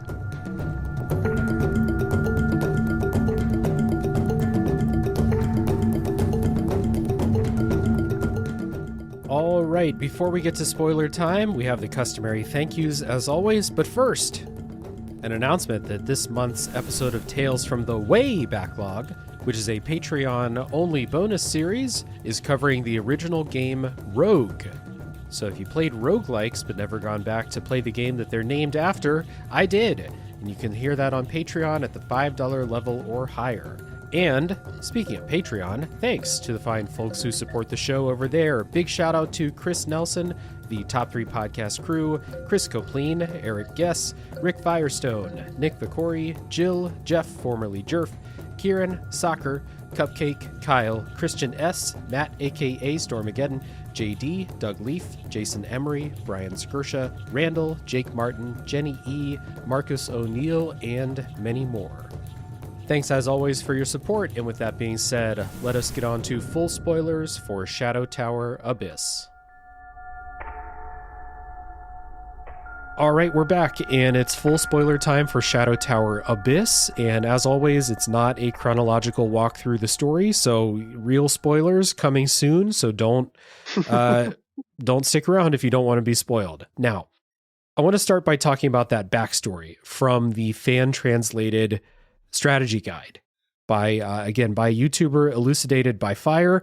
I'm going to put the link to the video down in the show notes so people can watch it. It's just a really good video about a game where there are just not a lot of things made about it. So information is somewhat scarce, and no information is more scarce than what's available in this strategy guide. So yeah.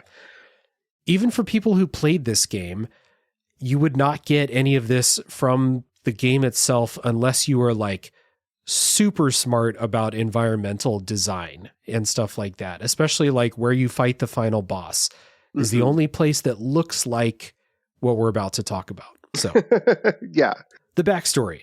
The tower, the Shadow Tower, is actually a plant hive mind alien that in the backstory, they relied on energy from the beings of this other world, and those beings, and the ones that live inside the tower itself, rely on the plants. So we have a symbiotic relationship of this large structure and then all the creatures that live within it. The tower is also a spaceship, and the strategy guide has like a diagram of it in flight mode. So yeah, there's definitely no way around it. Yeah. It came here from an alternate world after something threatened its existence in the world it used to live in.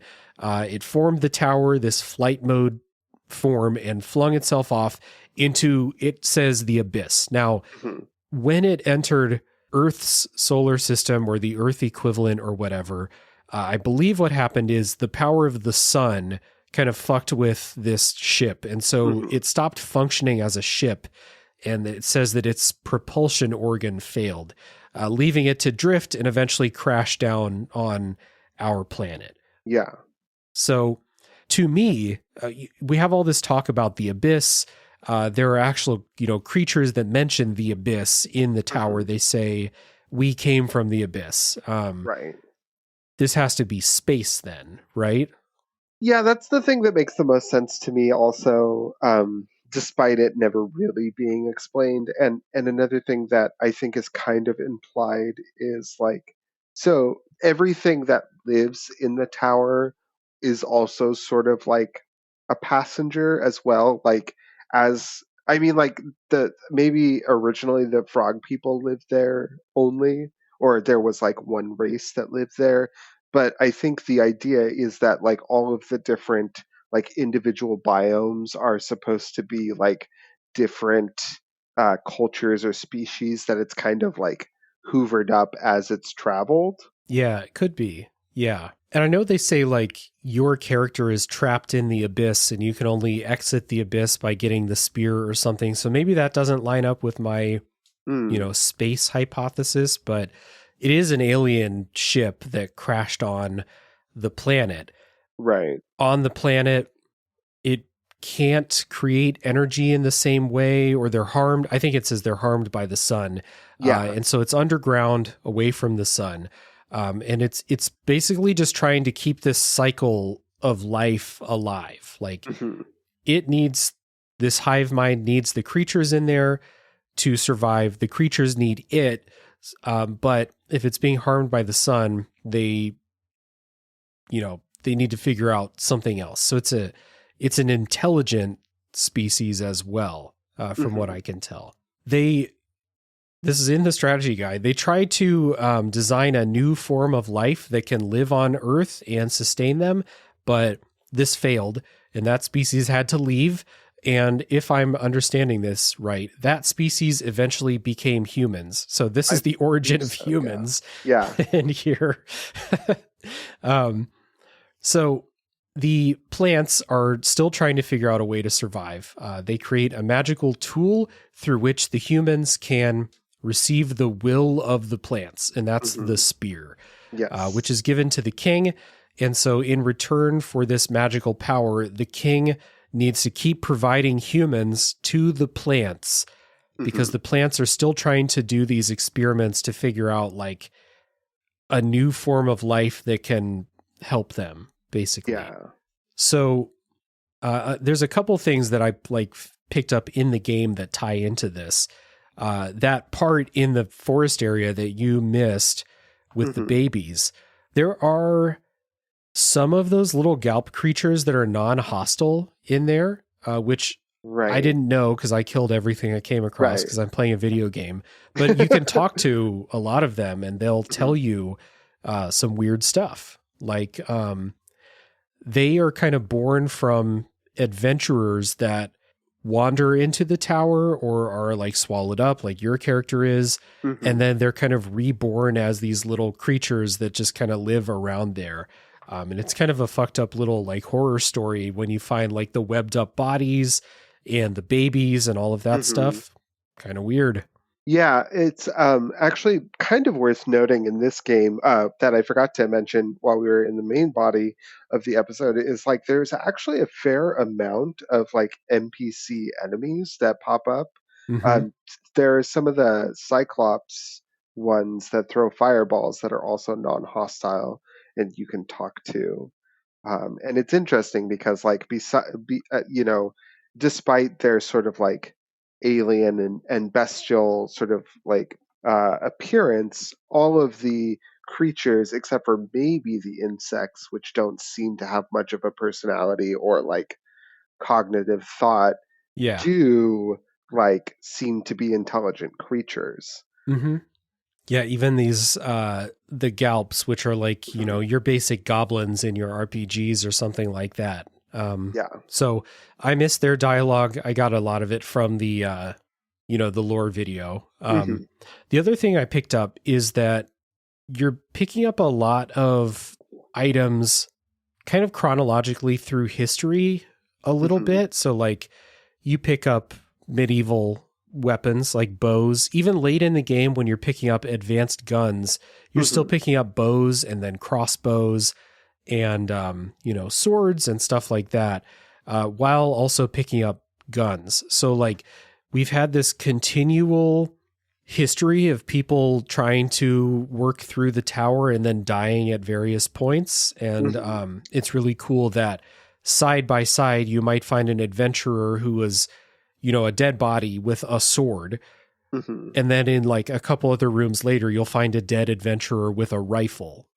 So like we have millennia or centuries of this history of people going into this tower. Right. And they don't ever really expressly say it, but it's implied that the Spear King has been doing this for an extremely long amount of time. Yeah.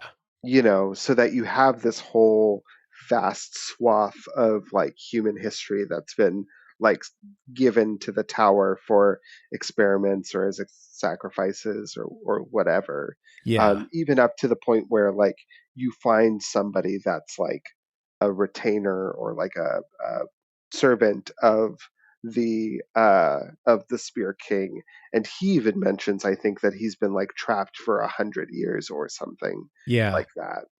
That would be something that like in Demons or Dark Souls or even a later game, like that NPC would be a quest that you could like, he would pop up at different parts in the story and he doesn't like, when you see him, he's like, I can't get through that room because this immortal bug is in there and it's blocking the door, but you can't kill it. So he teaches you how, and you go kill the bug and then you go talk to him and he doesn't, it's just like, the way it's coded and written out, like he doesn't realize the bug is dead. He doesn't move on. You just kind of leave him back there. But the thing about the Spear King is, so we had this history where the Spear King created an empire, yada, yada, yada. But at some point the plants stopped communicating with him. So he stopped receiving orders through the spear. And then he got old and anxious, just waiting for the next communication. And then one day he believed, whether it's real or not, that he heard something from the spear. So he went back to the tower and was never seen again. And I think actually the lore video we watched like didn't mention this, not to say it's not true, but the boss that you fight right after you find the spear, to me felt very natural that that's the king, just like hollowed out, basically, to use a Souls term. Yeah. Because you find the spear and it breaks into pieces. And so it's like the spear has abandoned him and he's cursed to just wander in circles until someone can kill him. I mean, that feels also like not only thematically a piece with this game, but thematically a piece with, it's everything they've ever done. Yeah. That was kind of cool. It was a cool moment to be like, I finally found the spear, and it just like crumbles into dust when you touch it. Yeah, it's not even like a weapon you can use. It's just nothing at this point. Yeah.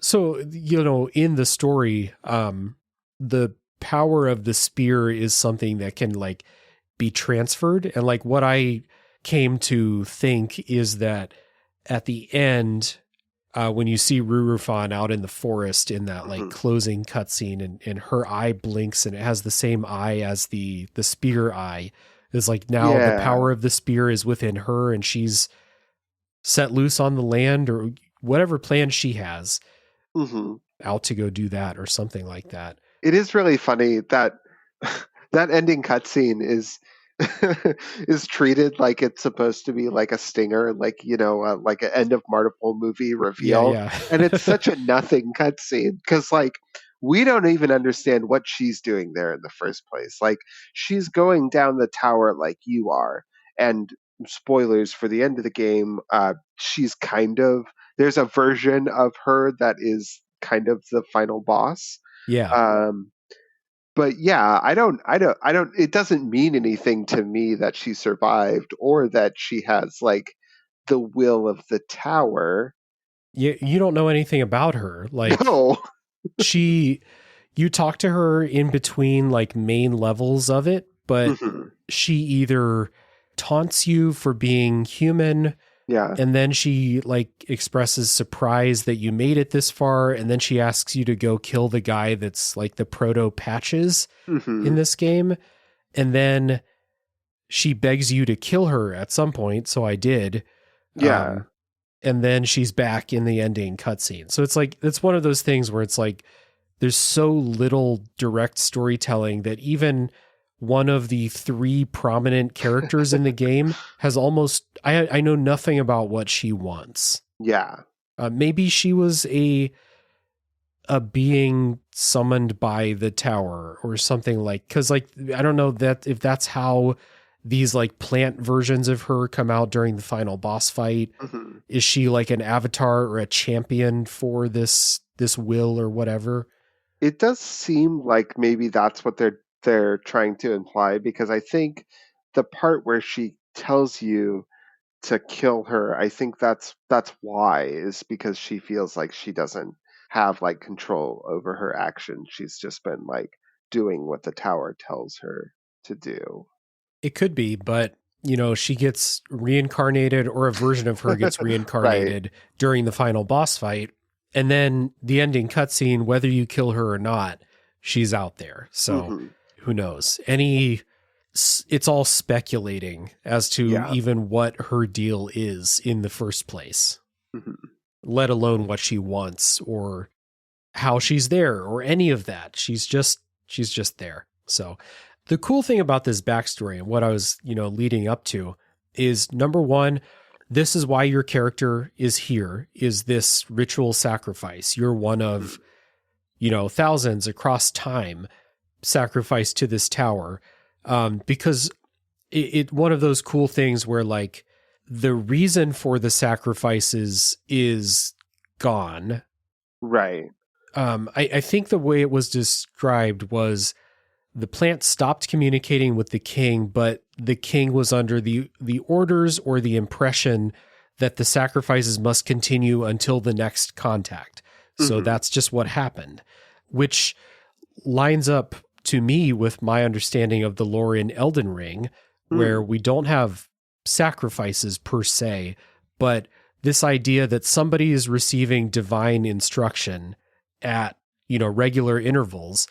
And what we learned in the Elden Ring DLC is that those transmissions stopped a long time ago. And people are operating on like the instructions that they're then passing on to other people are either super outdated or they're just making them up, which was kind of cool. What I understood from this one too, where like the king stopped getting orders, but continued to carry out orders forever. The difference here is that the king is waiting for the next one, expecting something to come. Whereas I think in Elden Ring, Marika just went off on her own way with these instructions. But this same kind of idea that someone's receiving this divine order and then the order stops at some point. And then what do they do after that point?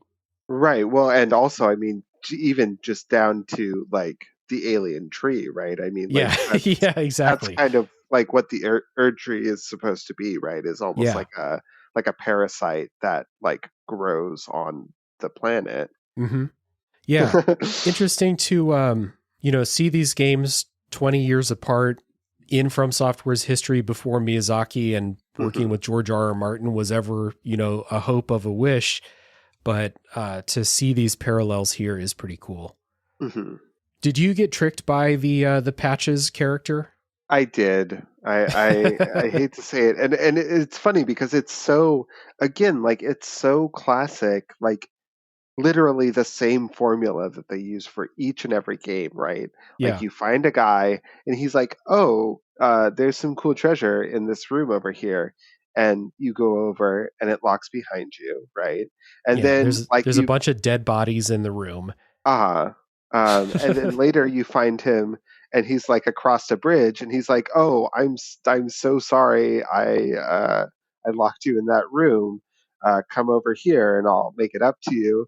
And then as soon as you're on the bridge, he drops the bridge. And it's like, it's just like the only thing that's missing for him to be like a canon Patches is the voice actor. Like it's so interesting to see that they already, like, again, devoid of Miyazaki's involvement, they already had that idea for a character archetype in place. Mm-hmm.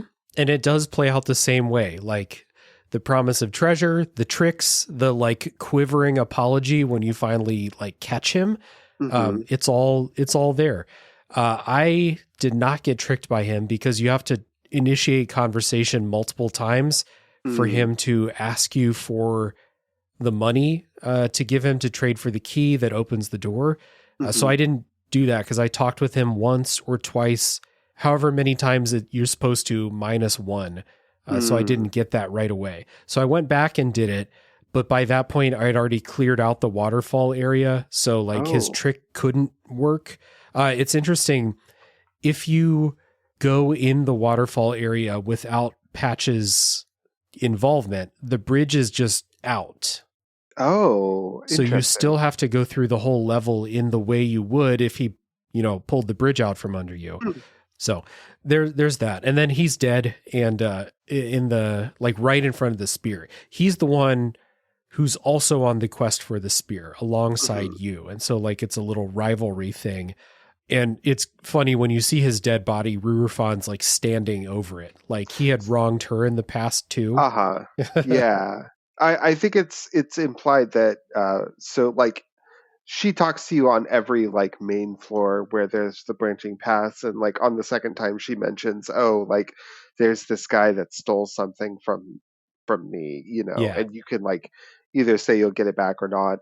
I don't know if that like specific like plot line wraps up, like if you kill him instead of interacting with him and then go back and talk to her, if anything happens. She does. She gives you something. Okay. Yeah. But it's interesting because like, so in that red sand zone, there are just like bodies falling all over the place. Like it's fairly common for like a desiccated body to just like fall out of the sky in front of you. So I didn't even notice that it was him until later, but it's cool that you can like look up and see her then and get that sort of like NPC quest line closed. Yeah. So I like wasn't sure if he died of some other way and she just found his body and was kind of like looming over it, or if she actually killed him right there.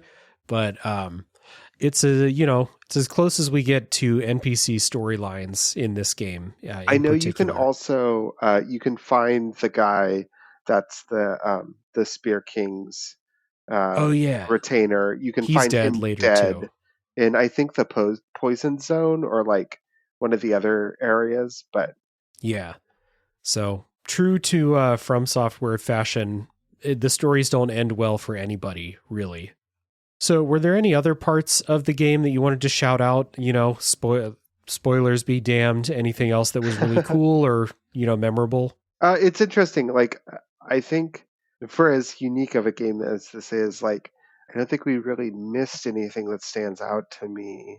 I think the last boss fight is really cool because it again, like, it's such an in between zone between like Demon Souls and like a King's Field, right, which has a more traditional final boss fight, or even later Souls games, right, which have a more traditional penultimate boss fight.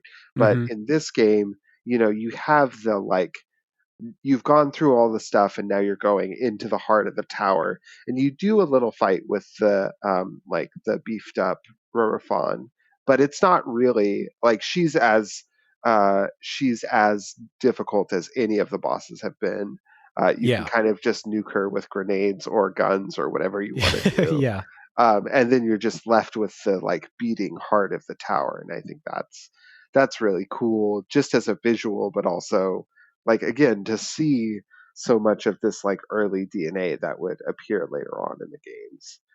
Yeah, that was pretty cool. And that area is the only place that distinctly looks like plants. Like it's Yeah. green, and the doors all kind of look like leaves or other plant parts and stuff like that. So, if we are believing the story about like the alien plant hive mind, it does make sense that as you get to the final boss and like the heart, it actually does look like a plant in there. Yeah. Yeah. The other thing I wanted to talk about really quickly is the thing that neither of us have really touched on because neither of us played the first game to any great extent. But this game also sort of functions as a soft reboot of Shadow Tower. Okay. You could maybe like generously say that like when the tower or the manual talks about the tower coming from an alternate dimension, you could maybe say that's the Shadow Tower in the other game. But Oh, like okay. in that game, there are a lot of like similar aspects too. So you have again like a tower that has like some sort of sentience. It gifts a artifact with an eye. In this case, I think it's a crown to an important king who rules in prosperity for a long time and then disappears. Your Hmm. character is a mercenary who's like going home to like visit his grandmother or something, and realizes that the town surrounding the tower has been like leveled. And so he goes into the tower, of course, which seals behind him. Uh, there's even the bit where like he, talks to an old man who tricks him into going in, who's like, "Oh, all the people from the village are in the tower now." Hmm. So it's interesting to see like how they took the same basic like framework and just like completely did something totally different with it. That is interesting. Wonder if you could look at it as like it's that same tower. I don't know how that game ends, but like in a different age or Yeah, something like that. I don't know. But yeah. because the thing about that game is it expressly takes place in like a fantasy world, whereas Hmm. this Okay. game, Shadow Tower Abyss, I don't know if they ever say the word Earth, but like they talk about humans specifically. So Yeah. Yeah. Yeah. I think we are to believe that it is happening on Earth. Yeah. And there are slight differences. Like in Shadow Tower, you're going down the tower, whereas in Shadow Tower Abyss, you're going up. I think, or maybe it's vice versa. But like there are little ways that it is like a little bit different. But Yeah. I suppose you must have got sucked real deep down at the beginning of this game, right, to then go up, and then you get to the top and emerge at the surface at the right, end. So yeah. anyway, a couple things I wanted to shout out, just quick hits before we go. I thought it was really cool that in the cave area, it's called the White Wall area. Hmm. Before you fight the boss in there are these roars that come out like from the distance, and you can see every enemy in the area will like cower in fear when the roar happens, which was cool. And then the boss was, easy. The closest thing to a Souls boss, jumping Hmm. around, shooting magic at you, stuff like that. Like on all fours, like a lion Mm-hmm. beast type thing that you fight. So that was kind of cool. And Yeah. then the last level, just visually, is like outstanding. The black gothic castle, especially after playing the Elden Ring DLC and the Shadow Mm. Keep in there. You mean the illusion area? The illusion area, yeah. Like we said, the literal translation of Uh, the name of the area. But yeah, that castle, I got very lost and turned around by the puzzle in there, yeah. but visually it was outstanding. It has some weird mechanic that I don't think I ever really understood, where there are like door gates that are unlocked somehow, and it's either by killing a non-aggressive enemy that's a special type, or killing enemies that are clones of the final boss, the one that's like the lord of the castle, or maybe the lord of the tower. It's both. Okay. Well, not the lore explanation, but the puzzle is both. So Oh, okay. there are doors with the flames on them, Hmm. and for those you have to kill like the elemental knights that you Okay. fight. But then for the teleporter things, you have to kill the non-aggressive enemies. They drop the little slate key that you Right. can move around, and I got very mixed up by like how many keys I had and Hmm. where I had been before. And like Yeah. I must have gone to the same, because it's like a hub and spoke. And I must Hmm. have gone down the same spokes like 8 fucking times, Yeah. trying to figure out like, because you have to put them in a specific things to unlock, like, this route, you need the yellow, the white, and the green teleporters on. And I Hmm. just like, it took me forever to figure out like what that wanted from me. So I spent Yeah. a lot of time circling in that area, taking in all the best visuals in the game Oh, for yeah, sure in definitely. that Yeah. area. So at least that was good. One also sort of interesting bit of note in that area is there's like stone faces that talk to you, Yeah. and they actually animate too. Yeah. I don't know. I don't know what that means for the lore of the area or the game, but they're pretty cool looking. They are pretty cool looking and they speak in, undecipherable tongues. You have no idea. Like you can understand what they're saying, but you can't like capital U understand what they're Yeah. saying, Yeah. right? Yeah. So it's like just weird vibey Hmm. dialogue from them. Yeah. Yeah. So yeah, Shadow Tower Abyss, spoiler section. I really just wanted to talk about that lore because I think it's really cool, and then also, Hmm. talk about patches. But Yeah. really interesting game, and especially like I don't think I'm gonna replay this. Not that I Hmm. like wouldn't enjoy replaying it, but there's so many games to play. Yeah. Having the knowledge or the idea that this is a sentient plant hive mind, and knowing the story about the sacrificing of humans, and so like every dead body in there, like what storytelling that is, and then knowing this whole thing about the plants and they're experimenting and trying to create this new life form that can sustain them or maybe Hmm. help them leave or something like that. Playing with that knowledge in mind might be interesting. I wonder Yeah. like how much more there would be to pick up. Like maybe I would Hmm. talk to those little fucked up dudes in the Nexus, like the first part of the tower that you go into where there's a bunch of NPCs, and Hmm. maybe I would understand their dialogue a bit more because like Yeah, it's maybe. they seem native to Yeah, the tower. I think that's, or they're as native as anything is. Like I think Yeah. one of the first ones you find says that like explicitly it's their job to like watch or mind the tower. Yeah. So So having that knowledge in mind, I wonder if I like surely you'd pick up on some more stuff. I would think so. And you can New Game Plus it if you really want to. That's true. I feel like it would probably make the game so easy that like it almost doesn't bear playing, but you definitely could. Yeah. The other thing, actually, before we close, I will shout out really quickly is I love that they include a bestiary with stats. Yeah. I think every game, and people will be like, oh, this makes the game too easy. I think that's dumb.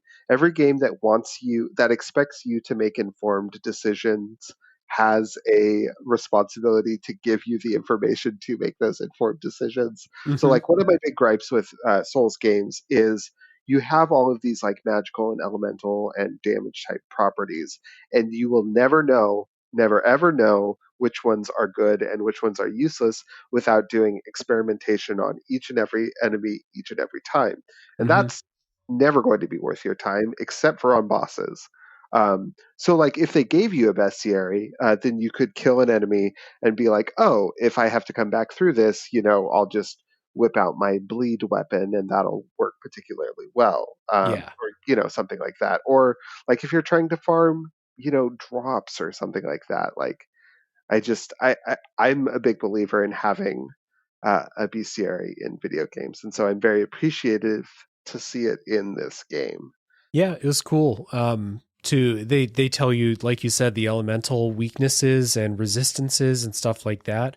So again, it's one of those things where, like, if this game weren't as easy as it is, you might have to actually use that and be like, in that red sand area, there's a bunch of those enemies. They're really resistant to physical attacks. They're Mhm. resistant to guns. And so, like, you're getting hit constantly. Like, when the boss of that area like yells, that hurts you. That's the environmental hazard. It would be Mhm. cool if the game was harder and you had to be like, I need an efficient way to fight these enemies so that I can get through this area. But by Right. that point I was a god. And like, so Yeah. I'm setting up two separate trains of thought, because I've already said I like the fact that at the end of the game I'm a god. It reminds me of, the end of Morrowind, or I Mhm. assume the end of Skyrim, where nothing can hurt you. And that's a great feeling to have, because you put in the time in Mhm. these RPGs to get to that point. But it would also be cool if a lot of these mechanical systems actually mattered. Right. Or it would at the very least make a second playthrough be worthwhile, right? Yeah. Because you could go back with all of the knowledge that you've accumulated in your first playthrough, kind of like you would do with a Souls game. And you'd be like, okay, I know that I need to do these kinds of damage types, because it gives you information on bosses too. You can be like, okay, like this first time I barely got through this fight. Now I can come in fully prepared. I know exactly what I need to do, Yeah. yeah, and then do it and feel really good about that. I mean, not, again, not that the boss fights are ever like a particularly difficult undertaking, but Right. a more difficult game. Yeah. But the reality is that if you did a new game plus, you would have an AR-15 for the entire game and nothing Yeah, would matter at all. So yeah. it's just just an interesting, wish. Hmm. So it's an interesting game, and it's, the mechanical systems are a bit of a mess once they all start, either not mattering or, mixing with each other in weird ways. But still a really enjoyable game, and one that I'm really glad that I played, and been a fun conversation going through it with someone else. So I appreciate you taking the time. Yeah, I'm really glad that we chose this game because I think it is one of those games, kind of like you were saying, is like I've always been vaguely interested in coming back to it, but like I don't think I ever would have actually sat down with it. And and even if I had, I don't think I would have had the patience to push past the early game when the game is actually very difficult. Hmm. I probably just would have been like, these controls suck. This kind of feels like an old game. I feel like Yeah. this isn't worth my time. So Yeah. I appreciate the motivation to keep pushing through it. Yeah, of course. I love when the show can help people like find that reason they needed to play that game they've always been vaguely curious about playing. But, Hmm. we all have so many games that there's a bunch of stuff that I'm going to live the rest of my life not having time to play, even though I want to play it. So Yeah. getting that extra reason to actually play it is always fulfilling for me as someone who's asking someone to beat a game to come be a guest on the podcast.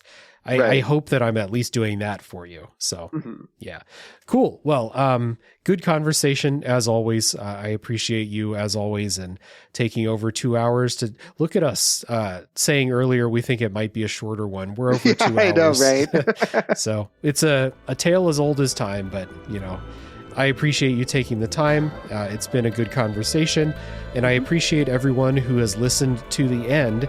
As always, if you're hearing this, you are my hero. And check down in the show notes, as always, for everything that Adelaide is doing out there, places where you can find her. And as always, tune in next week for the next game to come out of the backlog.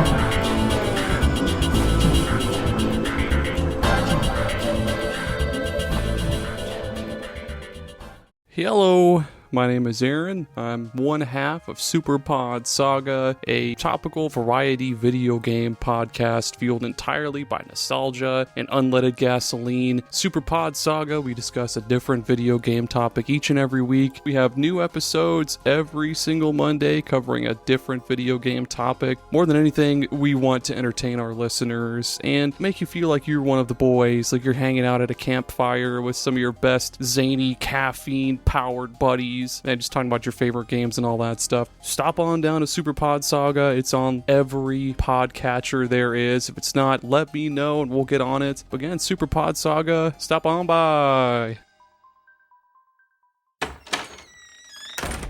Hey. Oh, hey, Jeff. What's going on, guys? Oh, talking about Superman. Oh, cool. I could talk about Superman. I could talk some more about Superman. We know. I'll bet a few people would want to get in on this. I'm down. You know it. That sounds like fun. I'll do it. Cool, let's do it. We can call the show Men of Steel. And you can find it at certainpov.com. Or wherever you get your podcasts. Yay.